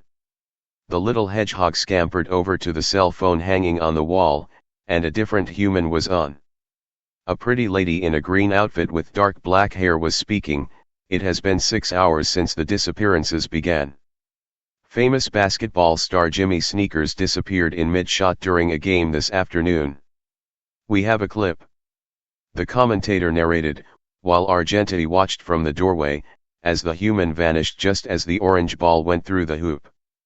The surrounding players all started to run away in terror. Pudgy started to pump water into the sink using his faucet, and started to wash the various plates and cups he had used for dinner. The news program continued. "We spoke to noted priest, Father Timothy, author of the smash bestseller, God, the Guy in Charge. Father Timothy, what do you think is going on?" Pudgy turned to see a young priest with thick black glasses on. Start to speak. The book of Revelation state that in the end times, the Almighty will call back the faithful to the kingdom of heaven.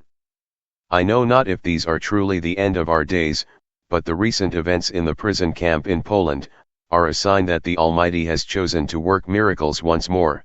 Pudgy wiggled his nose, and shook his head. The hedgehog knew that was wrong, since he had heard from Alabaster, Argenti, and Mr. Bear of the Stones. But the words of Alabaster rang in his mind, that the humans would react if they felt threatened. Every year it snows in Pennsylvania, and every year the humans would go bonkers when a big snow was coming. Cobalt always had extra food and supplies laid in case he would not be able to get to the store. But some humans would go crazy, panic buying and causing accidents or fights. The snow would come and go, and things would calm down.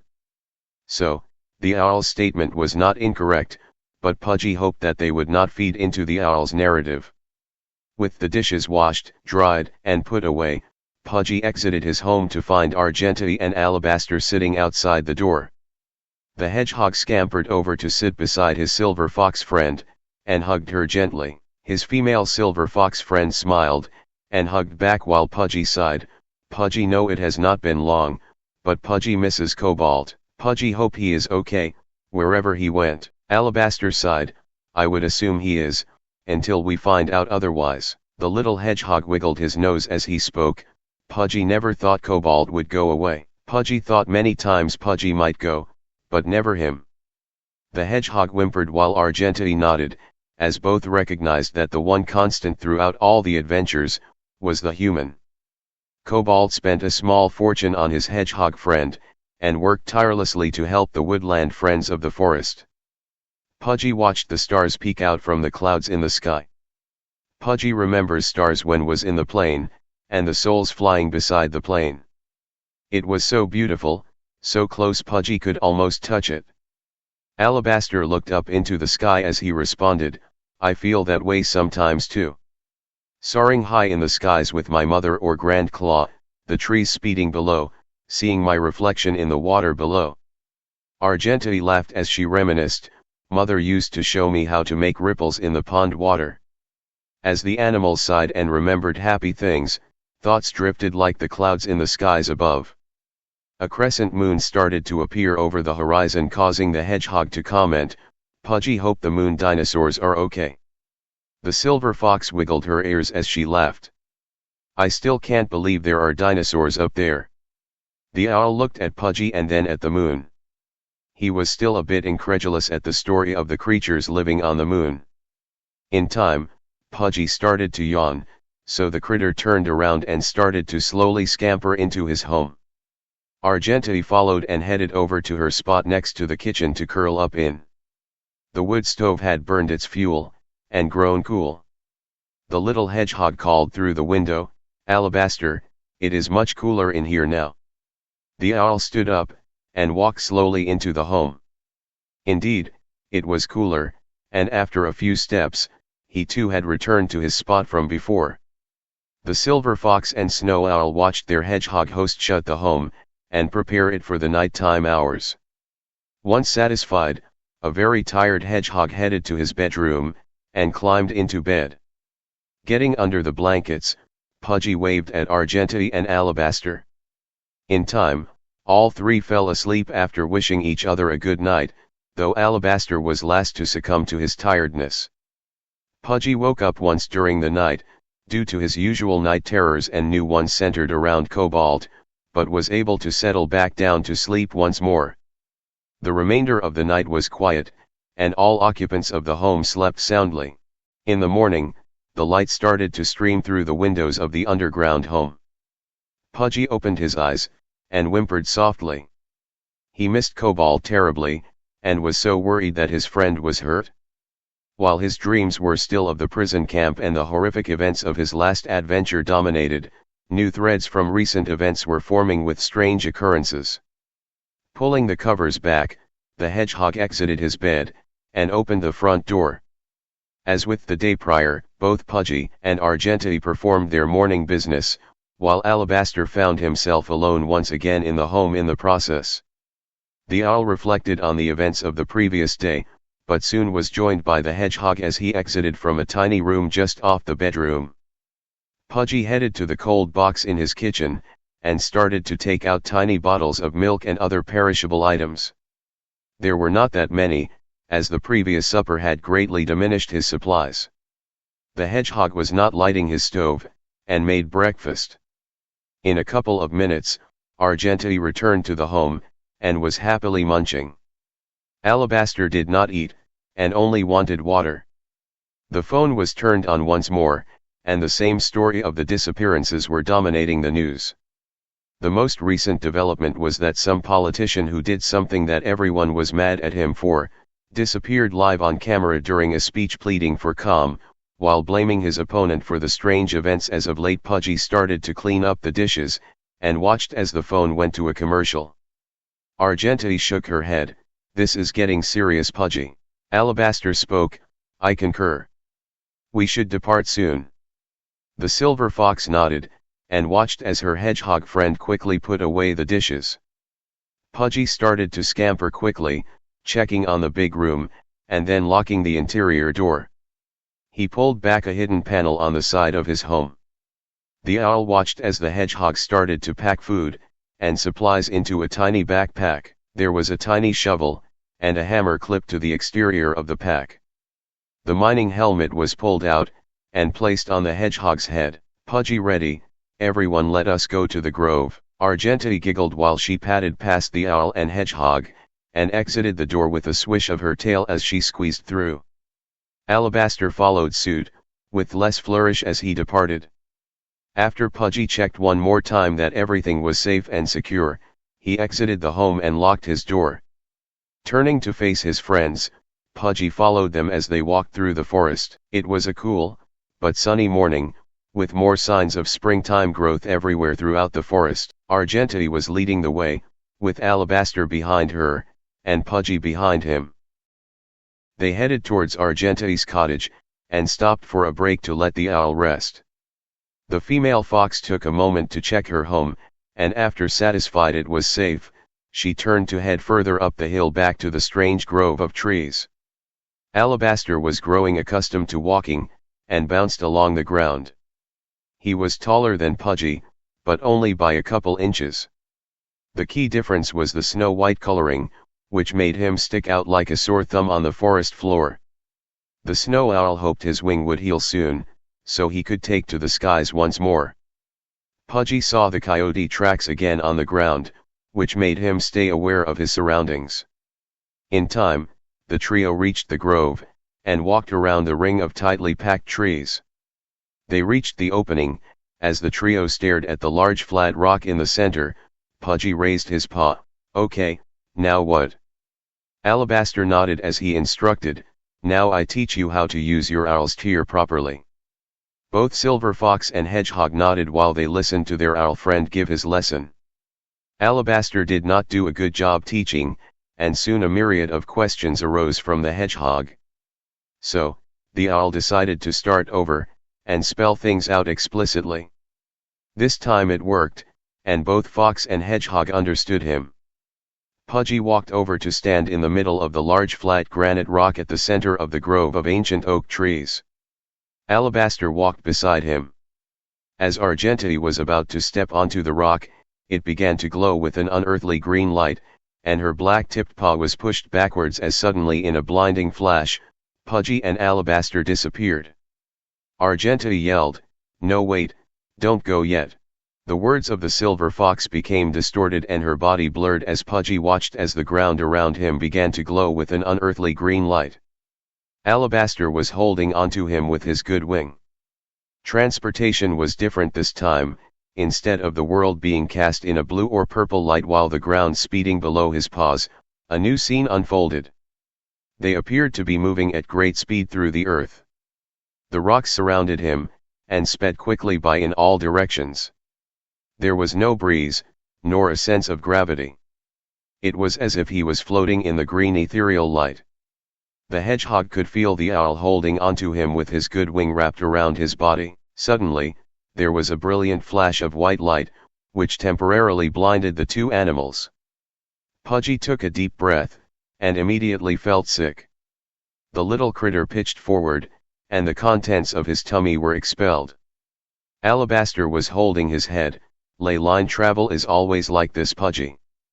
That is why I did not eat with you this morning. The hedgehog felt better now that his tummy was empty, and started to stand up, as the world returned to focus. Where is Argenti? The critter stammered out as he gave Owl Companion a questioning look. Alabaster shook his head as he whispered, sadly, the stone can only transport 2 at a time. We left her behind, I am sorry, Pudgy. The hedgehog became visibly upset as he raised his voice, Pudgy must go back to get her. We cannot travel without Argenti. The snow owl shook his head as he hooted softly, that will not work, Pudgy. The stone can be used once per day, so we would need to wait 1 day here, then you travel back, then you wait 1 day back in your forest, then travel back here. It would double the time to travel to the great tree, and thus delay you finding your human friend. Pudgy grumbled as he wiggled his nose. The owl had a point. While the little critter wanted to bring Argenti, if Alabaster did pull something as she feared, then the hedgehog could teleport back to his home and leave the owl stranded. The sapphire was attuned to him, so it would be useless to the owl, should he attempt to take it by force. The critter mustered up as much calm as he could muster and responded, Pudgy understands Alabaster, let us figure out where we are. The two animals had arrived at a large boulder that was jutting out of the ground. There were tall oak trees everywhere, full of green leaves.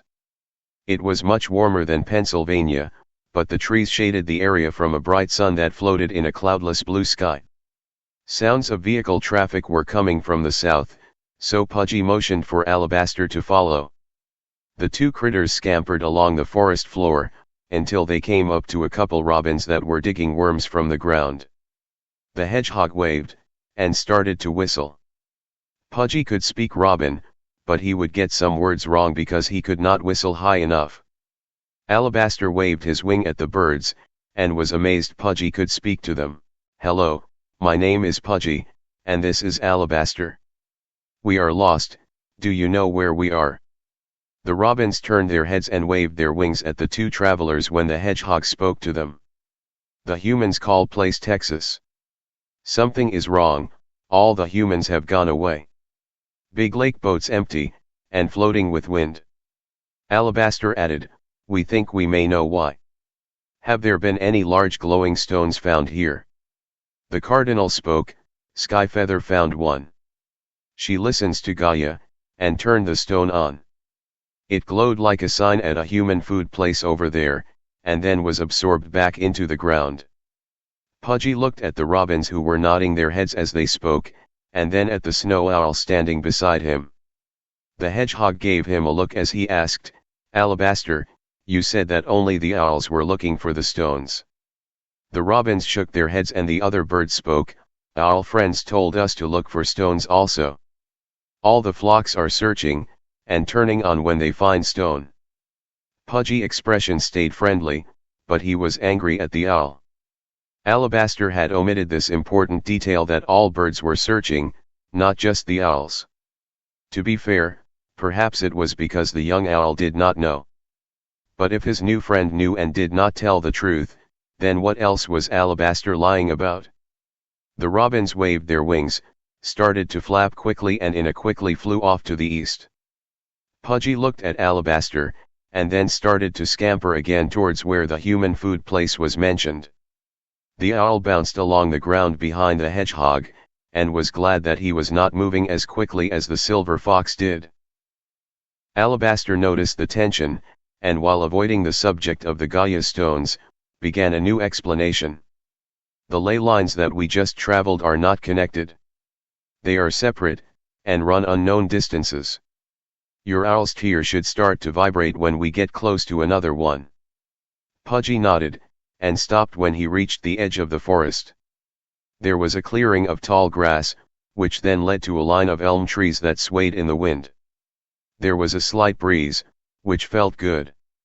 Beyond the elms was a large gray aluminum-sided building. A large picnic area was set up around the building, with a large black smoker going. Pudgy could smell the scent of the barbecue in the air, and he bounced happily. The critter still had the money that Cobalt gave him for the last adventure, so Pudgy could buy food. But his tummy was still feeling a bit off, so he did not want to eat.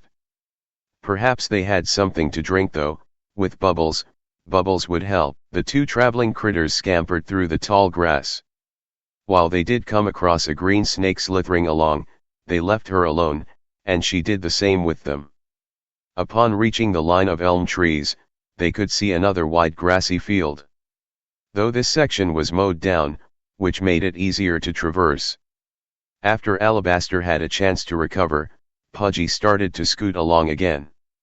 The two animals drew closer to the picnic area, towards a split-rail wooden fence lined the outskirts of the picnic area. The overheated owl stopped at a wooden fence post, and leaned against it out of breath. Pudgy turned to him, "You stay here and let Pudgy scout ahead." Alabaster did not argue, nodded, and watched the hedgehog scamper closer to the human area. The incredulous owl shook his head. Humans needed to be left alone, yet this strange critter heads right for them. Big signs were everywhere in red lettering, Cedar Creek Brewing. Pudgy knew that meant this place served the adult giggle juice that Cobalt drank sometimes.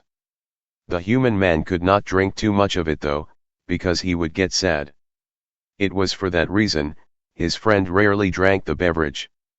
The picnic tables scattered about were not full, and a sparse series of humans were busy eating and drinking. While Pudgy skirted the outside of the picnic area, he saw a familiar female human, and another woman whom the hedgehog did not recognize. They were throwing bright red and yellow bean bags onto a board with a hole in the end of it. The hedgehog bounced happily, and ran up to a bare foot clad in a brown leather sandal.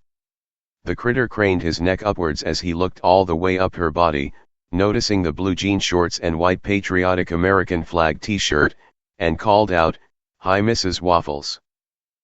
The woman looked down and shrieked a tiny bit because she was startled. Then a big smile formed on her lips, as curly brown hair blew in the wind around her face. "Pudgy, what are you doing back in Texas?" The hedgehog hugged her ankle, and turned to wave at the other woman.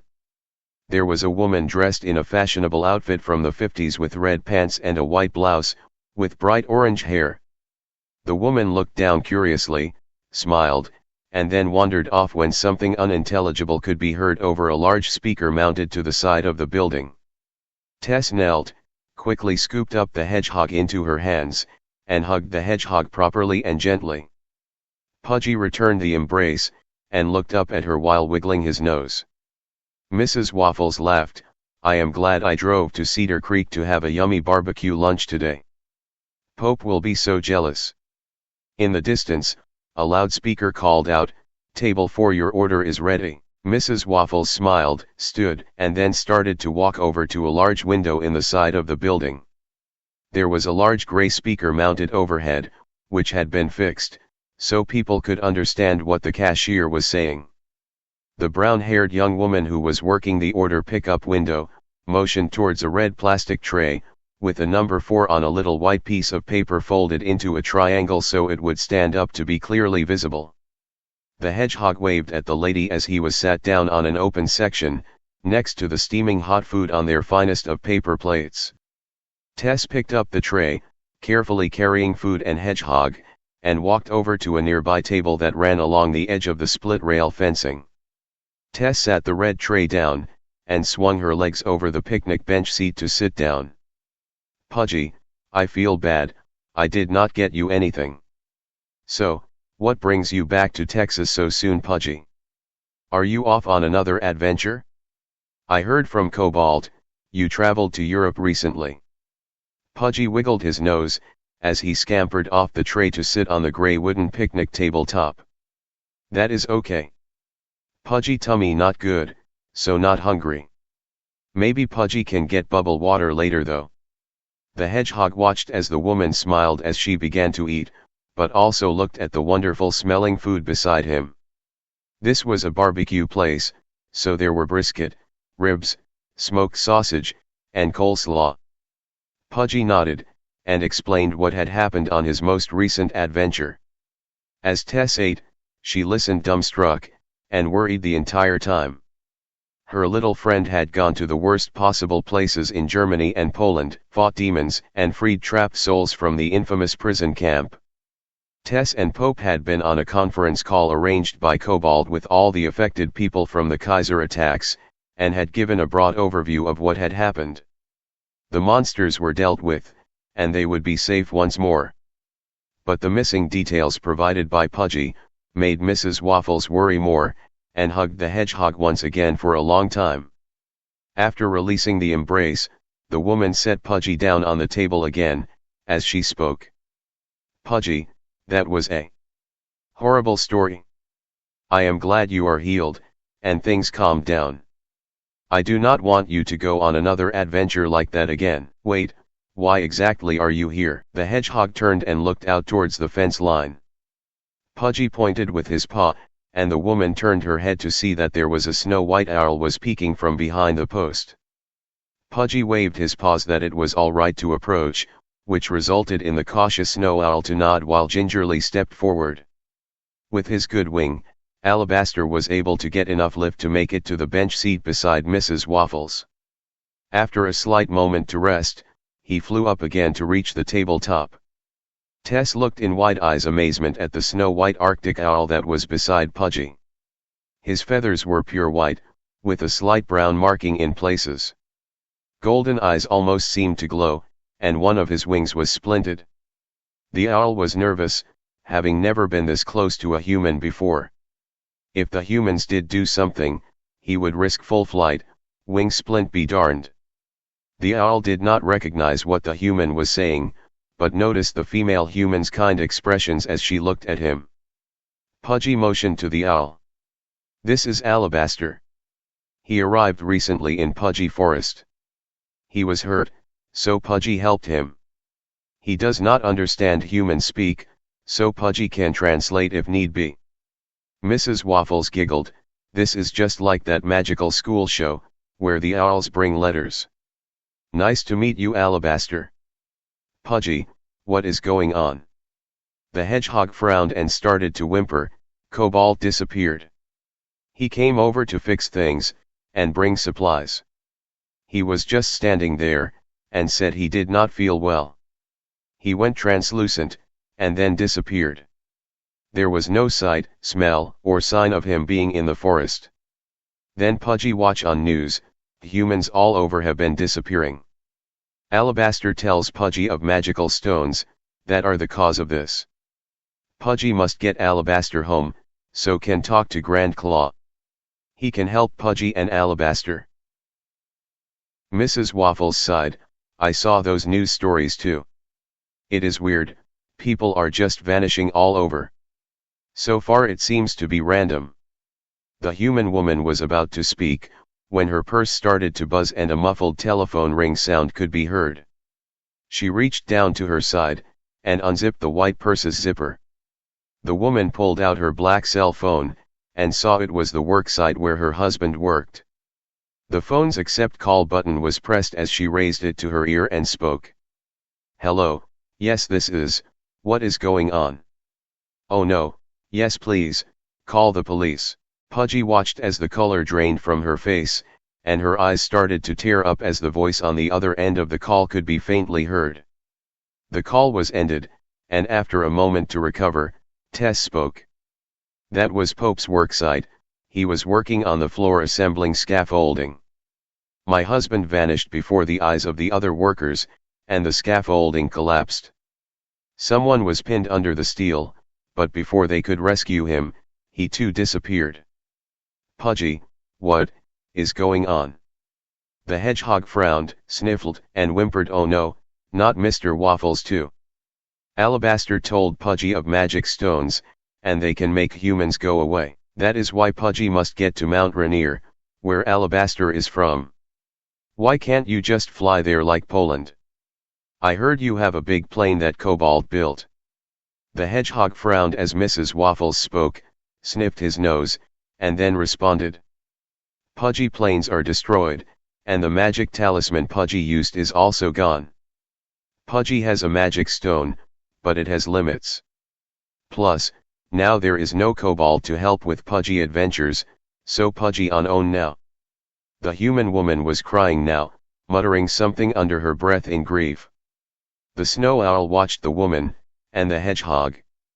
Alabaster could not believe that Pudgy just revealed everything to them. A soft hoot sound escaped his beak, to get the attention of the hedgehog. As Pudgy turned towards Alabaster, he was being stared at with angry golden eyes. Do not tell them any more, they do not need to know this. Knowledge is power, and humans cannot be trusted with such information. Pudgy shook his head as he disagreed while speaking. Pudgy knows Mrs. Waffles, she is a nice human. She has helped Pudgy before, and can be trusted. After a couple of quiet moments passed, Alabaster noticed there were other humans nearby watching them. They were putting these strange sticks to their mouths, and then would blow smoke out from inside. Pudgy, it is not safe here, we need to go. The owl said, and watched as two male humans started to approach. Tess shrieked as the two men slowly faded away with each step. Pudgy, this is not good. Whatever is happening, it seems to be speeding up. What do I need to do to help you and your owl friend? The hedgehog nodded as he watched several other restaurant patrons begin to disappear as they sat at their tables. The critter spoke quickly, there is a place that Pudgy must go to, but unsure where it is. Pudgy's magic stone will vibrate when close. The hedgehog rubbed his chin with his paw as he looked thoughtful. The snow owl waved and hooted at Pudgy. I just remembered something, Pudgy. When my mother and I flew here once, there was a big lake nearby. In the center of the lake was a road, I think the humans called it, and an island. Humans would gather there, and floating boxes would surround the island. There is a big tree there where we roosted for the night. I think that is where we should go next. Pudgy nodded, and translated the owl's words for Mrs. Waffles. Alabaster told Pudgy, there is an island in the big lake nearby with a road through it. Do you know where that is?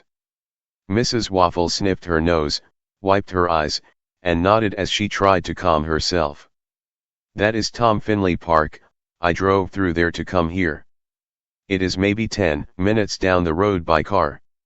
I can drive you there, but what then? How do we bring Pope, Cobalt, and the others back? Pudgy bounced as he wiggled his nose. Pudgy and Alabaster will have to wait a while before we can use the teleportation stone. Then Pudgy and Alabaster will use the magic stone to teleport to the next location. Alabaster's parliament will be able to help. Tess nodded, and quickly finished her meal. The formerly happy meeting had changed to an awkward silence. It was not that Pudgy had done anything wrong, but the disappearance of the husband had placed a damper on the situation. Up until now, it was just a silly thing happening on television, but when it happens to someone you know in real life, is when things become real very quickly. The human woman gathered the plates, empty cup onto the red plastic tray, and then swung her legs out from underneath the picnic table. Mrs. Waffles carried the red tray back to an iron barrel trash can that had been painted red with a dinosaur on it. The red plastic trays were stacked on top of the barrel. After the worried woman had thrown away the trash, she walked back over to the table and asked, "Shall we head to the park?" Before Pudgy or Alabaster could say anything, both Hedgehog and Owl was picked up by Mrs. Waffles. The two animals were carried gently by the human woman, around the side of the restaurant. Pudgy stayed still, but the snow owl was not pleased at being carried, and had been squirming a bit. Tess squeezed his body gently and giggled, "You stop that, Alabaster." The owl made a face, and stayed still until he saw two strange things sitting beside each other. Mrs. Waffles had borrowed the white pickup truck, so she could take it to the shop this morning and then head to the brewery for lunch. Her husband got to drive her small gray car to work, which just thrilled him to no end, since it has flowers and animal decals on the back windows. Artfully the pickup truck passenger door was opened, and the hedgehog was placed onto the gray tweed seat, and then the owl was placed beside Pudgy. As the passenger door was shut, Alabaster started to get worried. Pudgy placed a paw on his side. "It will be okay, she is a nice human. This is a truck, we get to ride in it on the way to the island." Because of their size, the two animals could not see over the dash, and looked expectantly at Mrs. Waffles when she opened the driver's side door, climbed up into the cab, and slid into the driver's seat. The woman laughed. "I would say buckle up, but I don't think seat belts would do you two any good," the woman said with a small laugh, as she pulled the seat belt across her body, and the metal latch clicked into the seat connector. A white purse was set beside Pudgy, who watched her retrieve her keys. Placing the key into the ignition, Tess started up the truck's engine. The white truck backed out of the parking lot, and Pudgy could just barely see a big 334 sign in black and white outside of his passenger seat window as the truck pulled out onto the road. The owl was tensed up, surrounded by all new sights and smells. The trees quickly passed by through the glass, and it was not long until the truck reached Cedar Creek Lake. There was a road that was built over the lake, that connected the towns of Seven Points and Gun Barrel City. The bridges over the lake connected to two islands, with the first having nothing but large lake homes on it. The truck quickly passed the first island, and was on the next bridge that led to the next larger island. Depending on the rainy season, either this was a very small island, or this was a large island. The island had a restaurant on one part, and the rest was a park. There were a couple pavilions, as well as a boat dock to launch boats from. Pudgy watched as his human friend pushed the clicking button that caused the right arrow to blink on the dashboard. The truck leaned to the right, and started to bounce slightly. The woman put the truck into park, shut off the engine, and stated, "Okay, you two, we are here." Pudgy bounced on the cloth seat as he called out, "Thank you, Mrs. Waffles, for taking us here." The woman smiled warmly at the hedgehog, put the keys into her purse, and opened the driver's side door. After grabbing her purse, she shut the door. Alabaster was looking around, starting to get a bit frantic from being cooped up inside the truck. Though the owl's fears were short-lived as the passenger side door was opened, and Tess helped both critters out of the truck and onto the stone-covered ground. Both animals watched the big door shut, and the woman smiled weakly down at them. "Okay, Pudgy, we are here, now what?" The little hedgehog reached into his vest pocket, and pulled out the tiny sapphire. As the hedgehog turned around in a circle slowly, he could feel the stone start to wiggle in his paw. Alabaster nodded as Pudgy waved and pointed with his paw. "Please follow Pudgy, the stone says this way." The hedgehog put the stone back into his vest, and secured the clasp. Soon Pudgy and Alabaster were scampering under the truck. Tess giggled as she walked quickly around the vehicles to see that the critters were already heading up a small grass-covered hill to the center of the park. Upon reaching the crest of said hill, Pudgy started turning around again. Mrs. Waffles smiled as she said, "Hedgehog position system recalculating." Soon, the hedgehog started to scamper again, this time through a chain-link fence that ran through the center part of the island. Mrs. Waffles was easily able to get around the barrier, since there was an unlocked gate that crossed through the children play area of the park. The owl was hopping along behind the hedgehog, and was seemingly helping him point the way. As the group passed by several small picnic pavilions scattered around the island, they reached a land bridge. This led to another part of the island, and Pudgy seemed to be indicating that the magic stone was pulling in that direction. The critters scurried across the narrow strip of land. Tess realized that she had a problem. The strip of land was maybe a foot wide, so she would need to keep her balance to avoid falling into the lake. Adding to the difficulty, was also a couple spots where the lake water had washed through, requiring a hop, skip and slash or a jump to cross for both animal and human friend. But they were on a Pudgy adventure, so it was okay to take a chance or two. The hedgehog was first to cross the land bridge, and when he got to the first gap, the critter fell into the water. Swimming furiously, Pudgy made it across to the next section of land, and shook the water off. The owl was able to gain a bit of altitude even with one wing, and was able to coast over the gap. Once both animals were across the land bridge, they turned and waved at Mrs. Waffles. The owl laughed as he watched as Mrs. Waffles walked carefully across the land bridge. She had her arms out to each side, so she would not lose her balance. While she did not fall in, Tess did miss one section and her sandal-clad foot stepped into the water. After checking the stone again, Pudgy led the group to the center of this part of the island. There was a thick grove of oak trees growing in the area. Pudgy looked in amazement as his sapphire gemstone wiggled hard in the direction of the largest tree, and soon could feel his teeth wiggling. The hedgehog put his stone away into his vest pocket, and looked up at Mrs. Waffles. This is where Pudgy and Alabaster can use stone to head to the next part of the trip. Pudgy thinks this is called a ley line. The snow owl had given up at this point trying to teach tact to the hedgehog, and just stood there listening, hoping no other secrets may be inadvertently revealed by the security risk with Quill standing beside him. Mrs. Waffles sighed as she looked around the calm and quiet area while speaking, "Well, I have nowhere special to go today, now that magical forces took my husband away from me. I miss Pope, he so would have wanted to go off on another Pudgy adventure to find a mysterious island. We have been married for a long time. I knew at one point he might leave, but I figured that would be in another 30 or 40 years, not today. Pudgy, what is going on? First Cobalt, then randomly people all over the country, and now at least 4, just today." Mrs. Waffles sat down, and leaned up against the tree.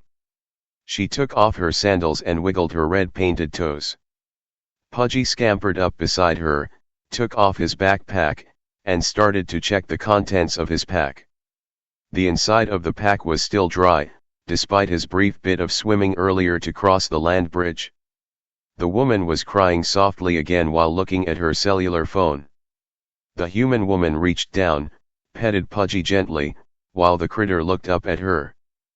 Pudgy misses Cobalt terribly. But Pudgy knows that Pudgy will find a way to bring Cobalt back. Pudgy thinks that the same process that is making people go, can bring everyone else back, but Pudgy needs to find out first what is happening. Alabaster told Pudgy things, but missing details. The snow owl was standing where the ley line node was located, looking up into the sky through the treetops. He softly hooted, and turned to face the hedgehog. "Pudgy, I believe this will take us into the desert. I am unsure where we will wind up though.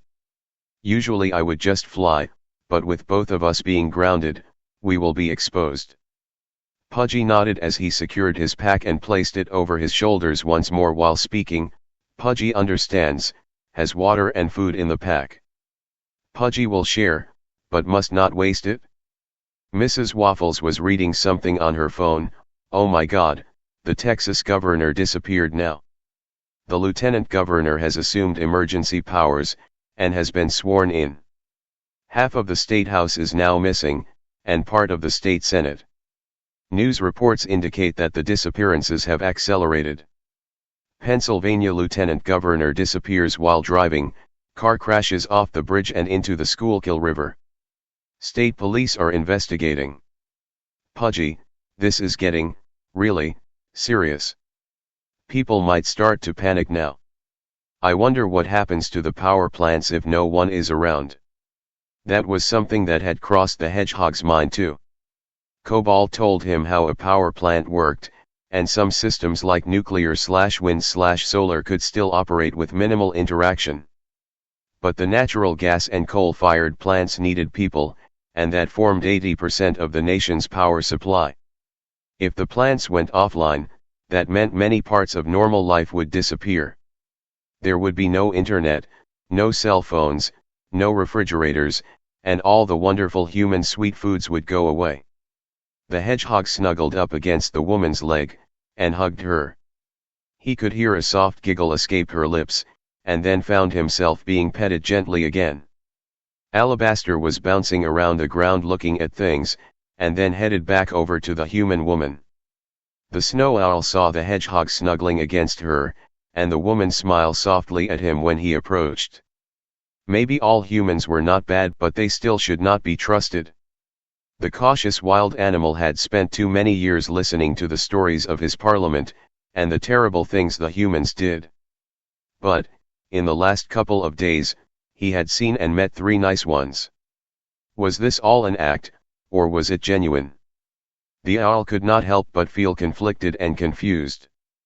The sun was starting to set in the western skies, and the area was cast in an orange light. The woman watched as the ground started to almost glow with wide eyes, as Alabaster started to hoot, "Pudgy, get over here quick. We have a chance to leave now." The hedgehog nodded, hugged Mrs. Waffle's leg again, then scampered quickly over to join Alabaster in the center of the glowing area on the ground.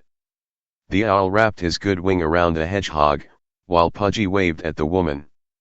"Thank you again, Mrs. Waffles. Pudgy need to go now." Pudgy promises to find a way to bring everyone back. The critter withdrew the sapphire from his pocket, and clutching it tightly to summon the teleportation once more. The astonished woman watched as the hedgehog and owl started to glow brightly orange, and then disappeared into a bright flash of light. "Goodbye, Pudgy, and Alabaster, I hope you find a way to bring everyone back. Oh Pope, how I love you, and miss you. I do not feel so good." "No, not me, not yet. I must find my husband." It felt like something was turning inside of her body. Looking at her hand, it was starting to go translucent. As Tess attempted to cry out, her voice failed, as she watched her legs disappear. In a matter of seconds, Mrs. Waffles was no more, as the world continued to grow quiet. Once again, Pudgy and Alabaster were moving through the earth at a tremendous rate of speed. This ley line had a magical bright orange glow. Pudgy, holding onto the sapphire with both paws tightly, noticed that there was something different this time. The hedgehog could feel heat all around him. Perhaps this ley line was going much deeper into the ground than the last one? Alabaster hooted softly, as his grasp was weakening under the withering heat. But just before all was lost, both owl and hedgehog emerged once more from the ley line. There was no brilliant flash of light, only darkness, and soon both animals dropped onto the ground, feeling the world spinning around them. When the world stopped spinning, the hedgehog put the sapphire back into his vest, and clasped the pocket shut. Weakly he asked, "Alabaster, are you all right?" The hedgehog listened as he struggled to stand, hearing the snow owl cough hard and responding, "I hate that one, it is always so hot. But the desert nighttime air feels so good." Pudgy rubbed his eyes as they adjusted to the night, and could barely see that they were no longer at the lake. There was sand, and bare earth everywhere, with only the occasional blade of desert grass swaying with a soft breeze. The ground was warm, the air was cool, there were no clouds, and the sky was filled with stars as far as the eye could see. Alabaster fluffed out his good wing, and attempted to move his splinted wing a bit while Pudgy spoke again. "Do you remember where the next node is, Alabaster?" The owl rubbed his beak with the tip of his wing as he responded, "I know where the ley line node is located from the air, but I have never had to find it on the ground, so this may take some time. I remember that you must pass 2 cactus to reach the node, so let us find a cactus. I must warn you though, since they are close to the ley line, they are funny to deal with. We must be on our guard." Pudgy looked confused at the strange warning, but nodded and started to follow the owl as he bounced along the desert ground. The 2 animals scampered along the desert ground, ascending a small hill that overlooked the area. Upon reaching the crest of the hill, Pudgy could see the area was lit up from the moonlight. The land was a sea of white and beige, with an occasional outcropping of rock sticking up from the surface. Pudgy squinted as he commented, "Pudgy has trouble seeing in the dark, but what can see, this looks beautiful." The owl nodded, sighed, and then grumbled, "The desert is certainly a sight to see. The natural world holds much in the way of beauty, and then the humans destroy it all." The hedgehog turned to look at his snow owl friend as he said, "Pudgy knows not all humans are nice, but there are many good ones." Pudgy see on television where they are doing all sorts of things to preserve and fix the world. So, not all are destroying it. The owl hooted again in displeasure, and retorted, "Poor, naive, hedgehog, you have not seen the devastation our parliament has. We lived in a majestic forest, trees as far as you could see, days and days by flight in all directions. Then one day the trucks came, humans with death sticks that spun cut down the trees as fast as they could. The trunks were put on long things with wheels that vomited poison from metal tubes. What was left, they set fire and walked away. The forest burned for days, and the animals scattered. Our homes destroyed, we moved to the next forest to settle once more. Then humans came again, and the cycle repeated, over and over and over and over. Their kind will only be happy when nothing is left." The owl narrowed his golden eyes, while Pudgy frowned as he scampered along. The little critter was trying to figure out a good way to retort the owl's unhappy story, but he was having trouble, because what the owl was saying was right in some aspects. Pudgy wished Cobalt was here, his human friend would have a way to explain this. The hedgehog sighed, and stopped next to a rock to allow his owl companion to rest again. Offering another way to diffuse the tension, Pudgy saw a television show about the loggers that cut down trees. The show had a part where the loggers also were planting trees. Pudgy knows not the same, since it takes a long time for trees to grow back, but it is a start. The two animals did not speak for a long time, scurrying along the desert ground. Eventually, the snow owl stopped, pointed with his good wing, and spoke. "Here is cactus number 1. A tall cactus stood growing, covered in needles from top to bottom. As Pudgy approached cautiously, the ground started to shake and a mouth formed in the main trunk of the cactus and spoke. "Alabaster, you came back, and brought a friend. I am not a number, I have a name." Pudgy wiggled his nose as he looked up at the cactus and waved. "It is very nice to meet you, my name is Pudgy, what is yours?" The cactus wiggled what almost resembled arms. "Nice to meet you, Pudgy, I am El Cactus Grande Pantalone. Hey, do you like jokes? I am working on a stand-up routine." Pudgy bounced happily as he responded, "Pudgy loves jokes. What do you call cheese that is not yours?" "Nacho cheese." The cactus wiggled and spoke again. "Ha ha ha, good one, Pudgy. I must write that down. Oh wait, I dropped my pen." The owl covered his eyes with his wing and groaned, "Do not encourage him, Pudgy. He will talk for hours, and nothing ever good comes from it." The cactus laughed. "Alabaster is just a grumpy owl. Now on to the jokes. So, a priest, a rabbit, and a rabbi walk into the bar. The bartender says, 'Hey, is this a typo?' Pudgy wiggled his nose and looked confused as he said, 'Pudgy doesn't get it.' Alabaster tugged at Pudgy's quills. 'Pudgy, we are leaving now.' The hedgehog was pulled away, while the cactus shouted, 'Oh sure, running away. Okay, time for the big guns.' Two blondes walk into a bar. And the third one laughed. 'Ah. Come back. I'm not done yet with my set.' Pudgy wiggled his nose while he scampered beside Alabaster. The desert grew quiet once more, and the two critters continued their travel. In the distance coyotes were calling, as well as what sounded like a wolf. The owl's senses were heightened. They sound far away, so we should be fine. Like humans, not all animals can be trusted, and some will delight in torturing you before they let you pass." Pudgy nodded his head as he responded, "Pudgy knows, Pudgy thankful to have not run into any mean animals yet on adventures, but know that will not always be the case." After another long period of walking, the two tired animals stopped beside a tall green object. The owl was panting, "I will be so very glad when I can fly once more." The two critters felt the ground shake again, as the second cactus turned around, and a mouth formed. "Broken wing, your is Alabaster." Alabaster groaned, "Oh great, Pudgy, this is cactus number 2. He is a comedian like the last one. Looks like today is reverse day." The owl looked up and grumbled, while Pudgy waved, "Pudgy is name my." The plant almost seemed to bounce as the hedgehog was playing along. The owl hooted annoyedly. "No, do not play into this, you will only encourage him." The hedgehog looked up as he asked, "Cactus Mr. Name your is what?" This cactus had only one main trunk, with no appendages.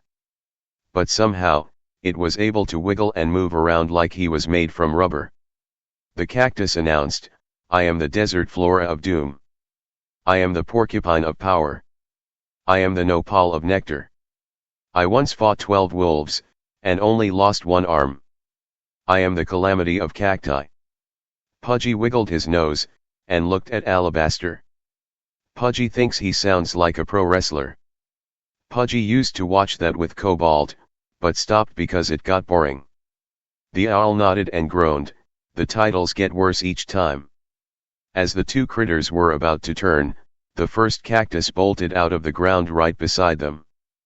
Pudgy shrieked, as the owl sounded a warning call. "You two ran off before I got to the good part." Now, there was this 12-inch piano player. The second cactus looked at the first and wiggled, "Hey, you get back over to your section. Don't you know New Mexico state law says only one cactus per acre? Do you want me to call my representative?" The first cactus wiggled even more to signal its annoyance. It was hard to tell whom was talking, since all cacti had the same voice apparently. The two plants kept arguing, which was fascinating to listen to for the hedgehog. "Larry. He only got 2 votes the last time, and you need 3 to win this county. So, we have no representation at the state house. Larry could have won, but you abstained." "Well, I did not think my vote counted. There are only 5 cacti in this county, how would your vote not count?" Pudgy and Alabaster took their opportunity to sneak off as the two cacti argued. The plants did not even notice, as they had begun a flat tax discussion, and how they could balance the county budget if they tax the desert hares at 95%. After getting a safe distance away, Pudgy could feel the sapphire wiggling in his vest. The owl watched as the hedgehog turned, and headed towards a big boulder that was sticking out of the ground. Waving to the owl, Pudgy called, "Over here it is, Alabaster." Pudgy wonder where this one goes to. The owl bounced up to Pudgy while nodding and speaking. "It will take us another fair distance, but the stone is not yet recovered. We will need to wait a while. I hope those two do not figure out we left." Pudgy nodded, realizing what the snow owl had meant by that the cacti were funny. Pudgy took off his pack, opened his tiny canteen, and took a sip of water. The cool water tasted good. The hedgehog walked over to the owl, motioned for him to tilt his head back, and open his beak. The owl nodded and did so, and watched as the hedgehog carefully poured some water into his mouth. Pudgy tightened the top of the little canteen, and went back to his pack to lace up the canteen. Slinging the backpack onto his shoulders, Pudgy looked up into the skies above and sighed. Pudgy hoped the moon dinosaurs are all right. The owl looked up at the waning moon, then at his hedgehog friend. Pudgy began to tell the grand tale of where the ancient animals lived. The general structure of operations, the domes, and the visiting gray aliens.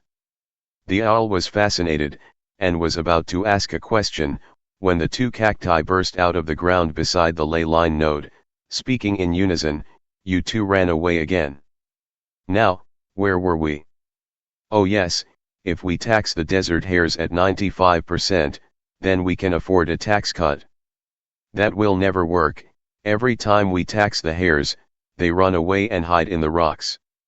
It is like they know we cannot travel through rock." "Good point. Well, they must leave the rock sometimes. That is when we will get them, with an entry tax."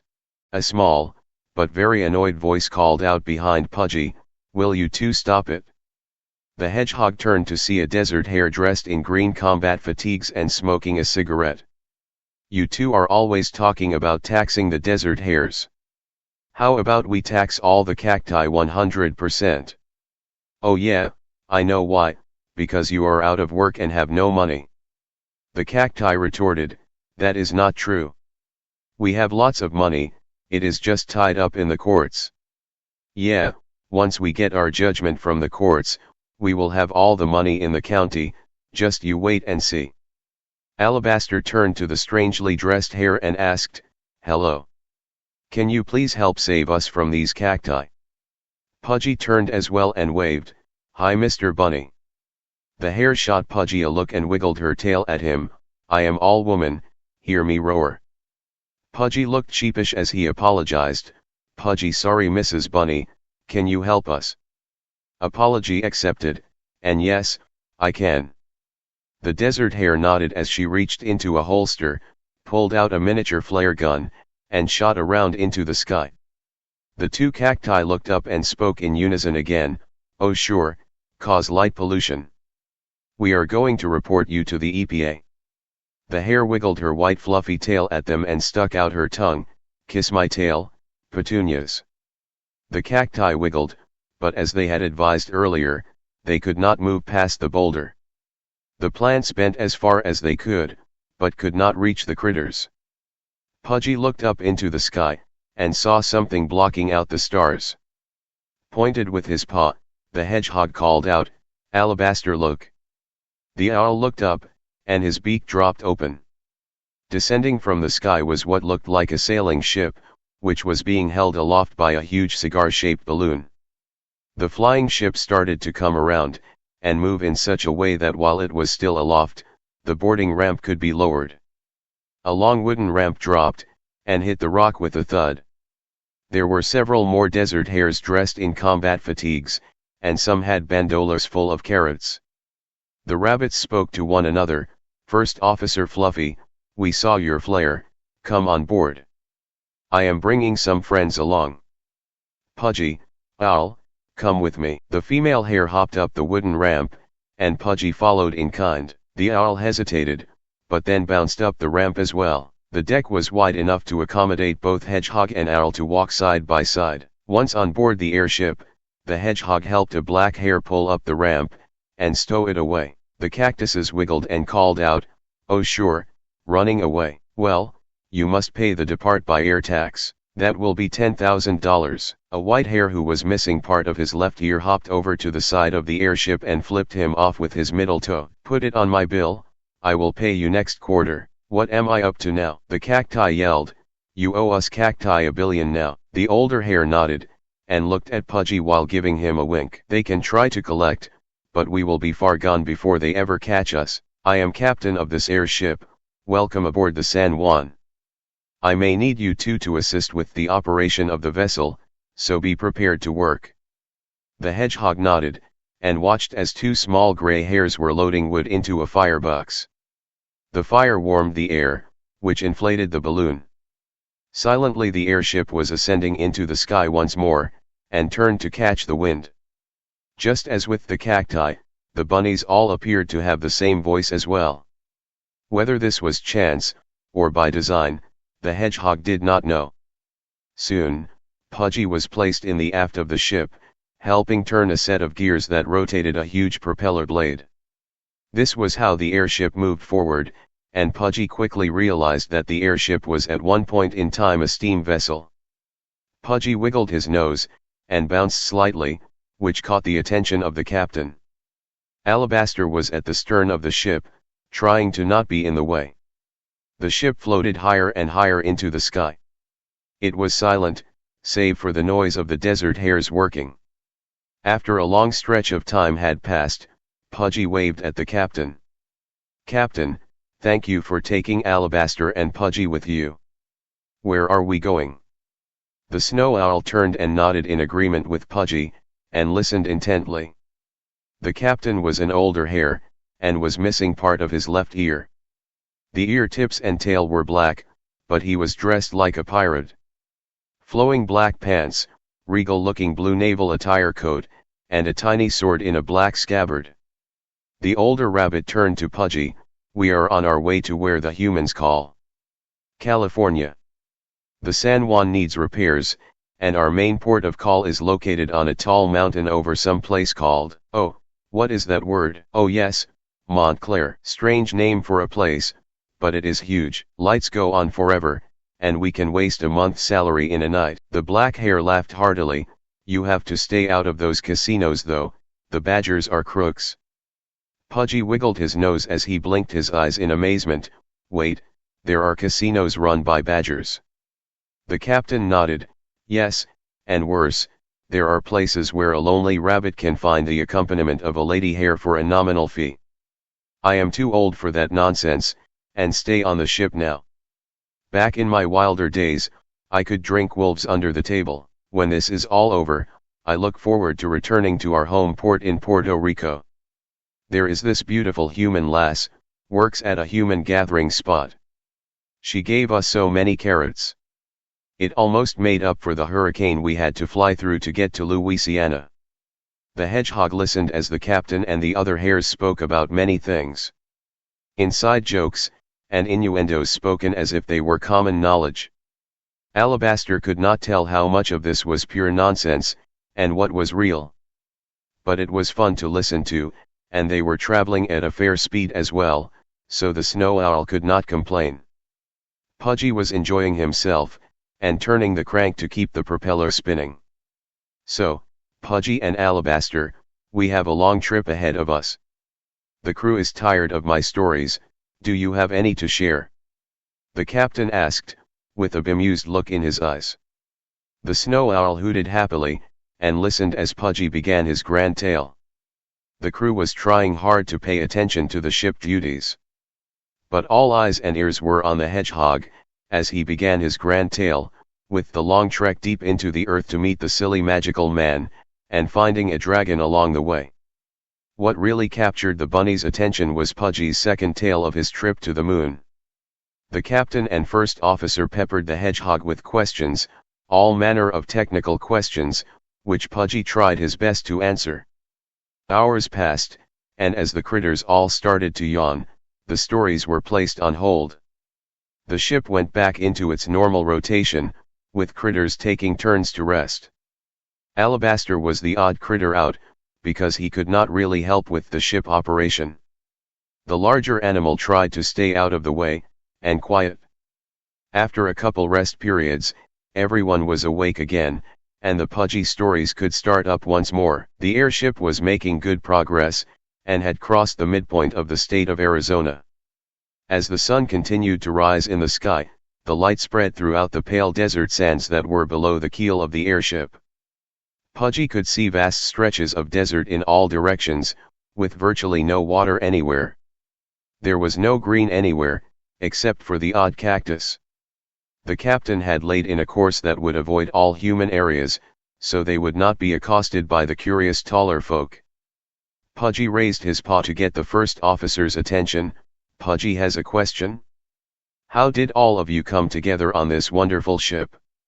The female first officer hare nodded as she responded, well, the captain can tell this story better than I can, but he is resting now.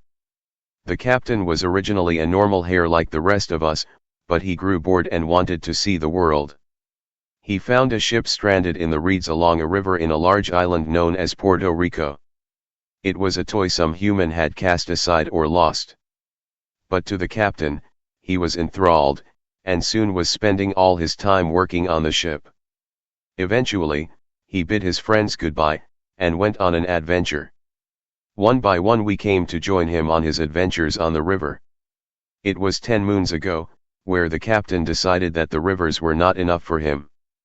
So, we constructed the balloon, and have been sailing the skies ever since.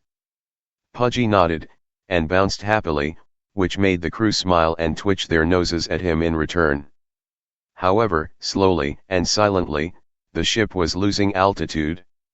They had exhausted their supply of materials to burn in the firebox. The ship required a constant heat source to create the hot air necessary to sustain flight.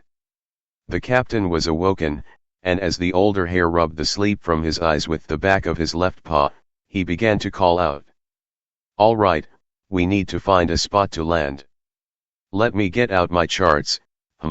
All right, if we maintain our course, we are just south of what the humans call Parker. We are close to the Great River, which means plenty of supplies. The older hare stated as he adjusted his belt, while examining paper maps. What the hare called the Great River, was in fact the Colorado River that ran the border between Arizona and California. The airship was high enough, and the rate of descent was slow enough, that the vessel could coast into the river valley, and land somewhere along the river banks. However, Alabaster could tell the ship was descending too quickly. As an owl, he could glide so far, before the natural forces in this world caused him to need to land somewhere. Flight has its limits, and the snow owl watched the desert ground soon became closer in view. Pudgy was turning the propeller gear faster, trying to help the airship speed up a bit. The desert hare crew were not fazed by what was going on, and calmly moved around the deck doing their tasks. The fire crew were still feeding what materials remained into the firebox, but not at the rate that they once were. The hedgehog looked up, and could see a huge airplane descending above the ship. Alabaster hooted and pointed with his good wing. "What is that thing?" The captain nodded in agreement, while Pudgy said out loud, "It's an airplane." The tiny airship was passing over the northernmost part of an airport that was built in a flat and wide stretch of the Arizona desert. Their vessel was not in any danger, as they continued to fly along, and over a road. There were not that many cars along the road, which was odd for this time of day. It was almost at full sun, which drew a look from the first officer. "Where are the humans? Last time we passed this road, it was busy, it led to that huge human casino." Pudgy frowned and sighed sadly. "The humans are disappearing." The captain's one good ear shot up and turned to the hedgehog. The hedgehog started to explain how his human friend Cobalt disappeared in the forest. When Pudgy and Alabaster were in Texas, humans disappeared outside of the restaurant too. The hares all looked at one another and wiggled their noses, but were quiet, silently processing this new intelligence. The ship's altitude continues its decay. And soon, Pudgy could smell the river, while feeling the moisture forming in the dry desert air. The captain shouted, "Deploy the wings." A gray hare with a nasty scar across his face and a glass eye darted over to the port side of the ship, while the black hare ran to the starboard side. On each side of the ship were folded fabric wings that were tied up on the side of the ship's hull. The hares expertly untied, and lowered the wings into place. Soon the ship was gliding through the air, and gaining speed. The female first officer was at the bow of the ship, and pointed. "I see the river, and the big dam the humans built." The owl was watched as they were approaching the river, while the desert plain sloped downwards beneath the ship. Suddenly the ground below dropped down a steep embankment, with the desert sand slowly changing to soil, and green plants soon were appearing scattered beneath the hull. Alabaster watched in amazement as the airship turned to run parallel with the dam. All could see the huge pipes were built into the dam, that sucked the river water inside the stone structure that ran the entire width of the river from shore to shore. Behind the dam, the river was much higher, while past it, it was much lower. "Darn humans are taking all of the water too." Pudgy shook his head as he explained, "That is a dam. Those pipes," Cobalt told Pudgy, "divert water inside and run over big water wheels. That makes power for the humans. It is just like Pudgy's water wheel back home, but much bigger. See the big pipe over there," the hedgehog pointed, and Alabaster peeked as the water was blasting out of a large pipe beside the dam. The snow owl begrudgingly admitted, "I regret not talking to this Cobalt friend of yours, Pudgy. He seemed to be very wise, for a human." The crew of the airship continued to adjust the wings, and trimming the balloon as they continued to descend over the wide swatch of water known as the Colorado River.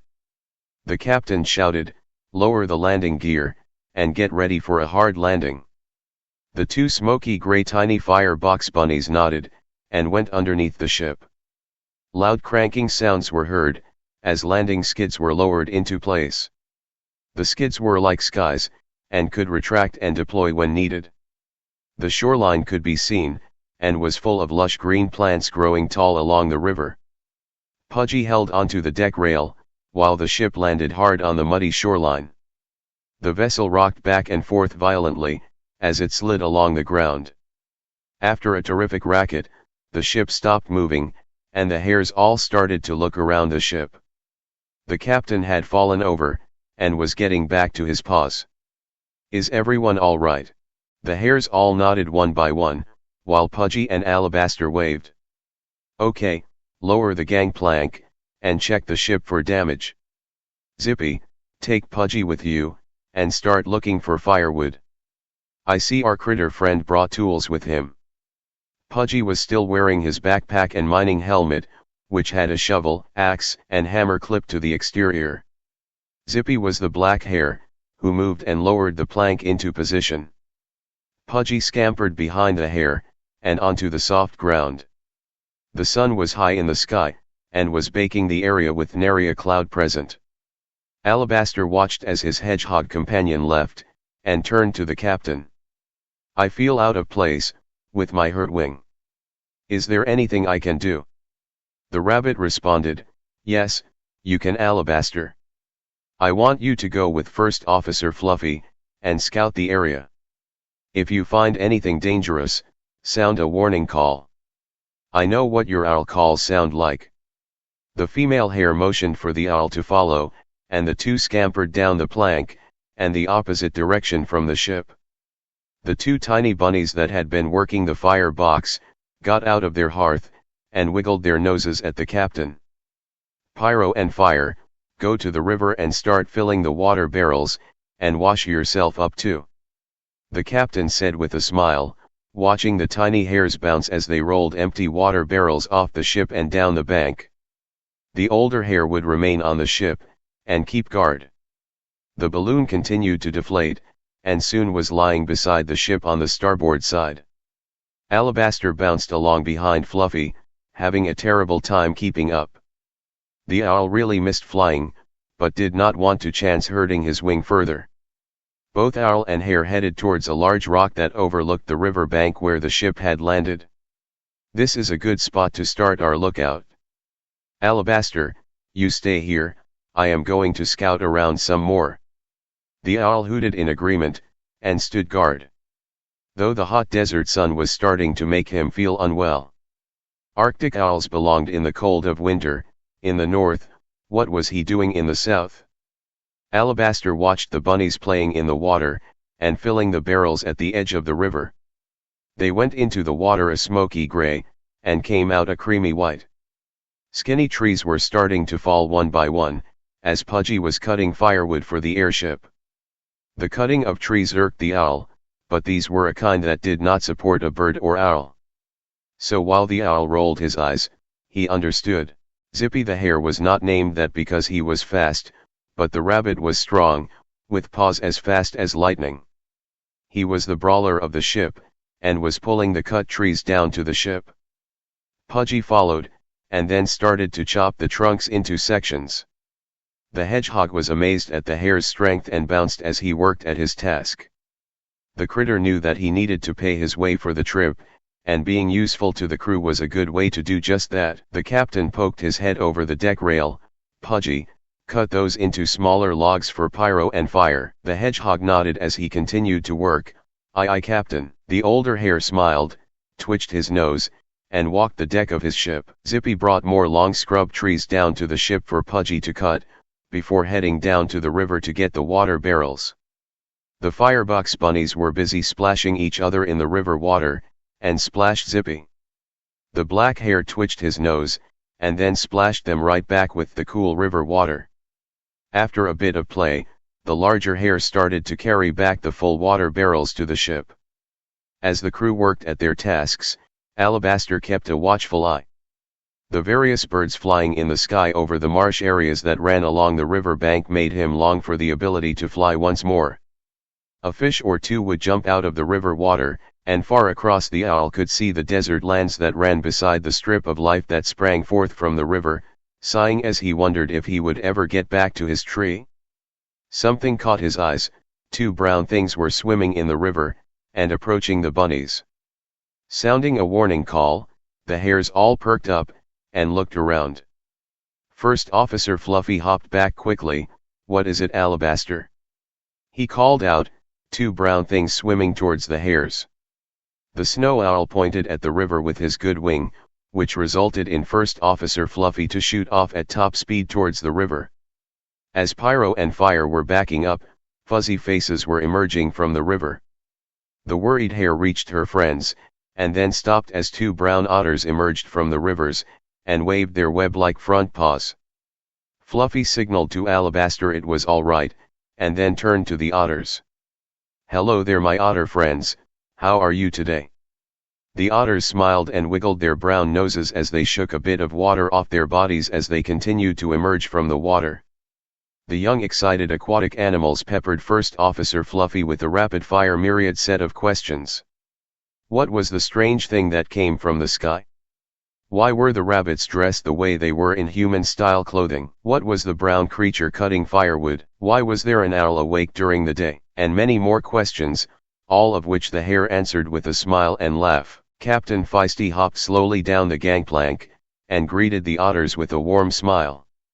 The revelation that Pudgy was a hedgehog from far to the east, and Alabaster was a snow owl from far to the north, confused the otters. So the older hare explained, they were from really far away.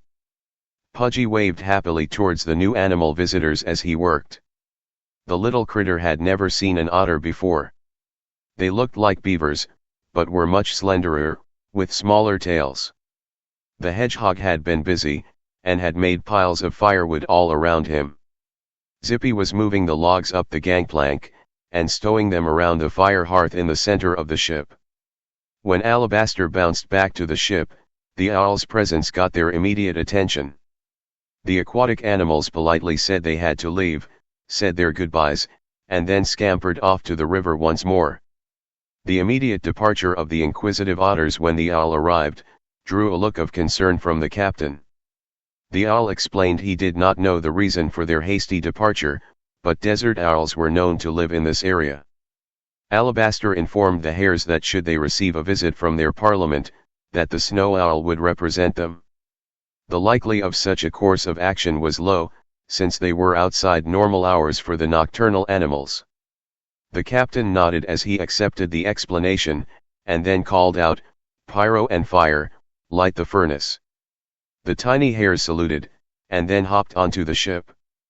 Pudgy was done cutting firewood, and started to help move the cut logs up the gangplank and to the area where the hares directed him towards. In time, all firewood was loaded, and the water barrels secured in place. While the overheated hedgehog would have liked to go play in the river as well, Pudgy knew that the ship would be leaving soon, and remained on deck. The critter sat down tiredly, opened his pack, and sipped from his canteen of water. Clipping the axe back to his pack, the hedgehog broke off a piece of a cookie and nibbled on it. One by one the hares were climbing back on board, and followed by Alabaster last. Zippy pulled up the gangplank, and hoisted it into place. The fabric wings were also lifted, and tucked back amidships. Pyro and Fire were busy at the hearth, which was a stone-lined area in the center of the ship. There was a series of metal rings, and scaffolding set up over top of the hearth, and a smokestack of brass stained black from soot. The hares were all working the balloon, catching, and directing the heated air inside. Hours passed, and the balloon was finally at full inflation, just as the sun was starting to set. All noticed the heat of the day was quickly plummeting, as a cool breeze blew from the west. The ship started to lift from the ground once more, and the captain gave the order to start the propeller. Pudgy returned to his post, and began to turn the cranks to make the propeller blades spin. Once having gained enough altitude, the bunnies lifted the landing skids back into the upright position, and locked them into place. Alabaster was watching the approaching desert landscape, when he noticed a cactus wiggling next to a large boulder. "You two thought you were so smart running off with the bunnies. But, I beat you here." The owl covered his eyes and groaned, "Oh no, they used the ley line." Pudgy wiggled his nose and waved as he peeked over the port side of the airship, "Hello Mr. Cactus, are you the Grande Pantalone or the comic?" The indignant cactus wiggled and started to grow taller, trying to reach the airship while talking loudly. "No, I am the Dark Destroyer of Doom." I am the excellency of egalitarianism. Pyro. Fire, more heat if you would please. The firebox hares saluted as their captain covered his eyes with his paw and groaned. Extra wood was added into the firebox, which increased its heat output, resulting in more hot air to bellow from the stack above the hearth. A second cactus appeared next to the rock and wiggled agitatedly. Oh sure, push ahead of me. No, don't go yet, we haven't told you about the excellent deal on rocks we have. Buy 2 rocks, get the third free. You just have to pay a 99% rabbit tax. The cacti were shouting, but could not follow any further. The ley line's exit was that big rock, but there was no nearby magical energy they could use to continue to follow the owl and hedgehog. The tiny airship continued to float to the west as I ascended into the skies. The second cactus looked at the first and complained. I told you we should have left sooner. But no, you wanted to go and get your hat. The first cactus nodded, and was in fact wearing a very nice white cowboy hat. Hey, it is Arizona state law, you must wear a cowboy hat. Do you want us to break the law, do you? That is a made-up law, and you know it? Larry does not know what he is talking about. There is a reason why he keeps losing county commissioner. A brown desert owl landed on the nearby rock, looked up at the 2 arguing cacti, and raised his wing. Okay, where is your hat, cactus? Do you not know all cacti from out of state have to wear hats? The indignant cactus laughed. Oh, so Larry was wrong, huh? The desert owl looked sternly at the 2 cacti as he stated matter-of-factly, I can let you off with a warning this time, and a $1 fine, but I have to send you back on your way home. The second cactus without the hat wiggled as he spoke, thank you, Officer Owl, then disappeared in a flash of blue light, as the first cactus laughed, and tossed a coin to the owl. The owl hooted, then said with a wry look in his golden eyes, ha, that was the easiest dollar I made all day, pulling a fast one over that cactus. The smug cactus laughed, best use of $1 I can think of too, now I can rub it into that smug cactus every day now. Hey, any chance of supporting my cousin Larry's next campaign? The desert owl hooted with a wink of his left eye, no thank you, I steer clear of politics. I am just in it for the money, I have expensive tastes. The first cactus wiggled, and then disappeared in a flash of blue light as well. The desert owl picked up the coin in his beak, flapped his wings hard, and took flight towards the south. Meanwhile, the San Juan was safely out of range while speeding up the embankment to the desert lands of California, and far away from cacti silliness. The night sky soon appeared once more, with the stars appearing one by one. Out of sheer exhaustion, Alabaster fell asleep while standing. The hares all nodded to each other, worked quietly at their posts, while taking turns to rest. Pudgy was still working the propeller, and pondering what was next to come on this very strange adventure. This Montclair place the hares spoke of, hopefully would offer clues as to the next part of the journey. But the hedgehog was getting very tired, and was yawning terribly.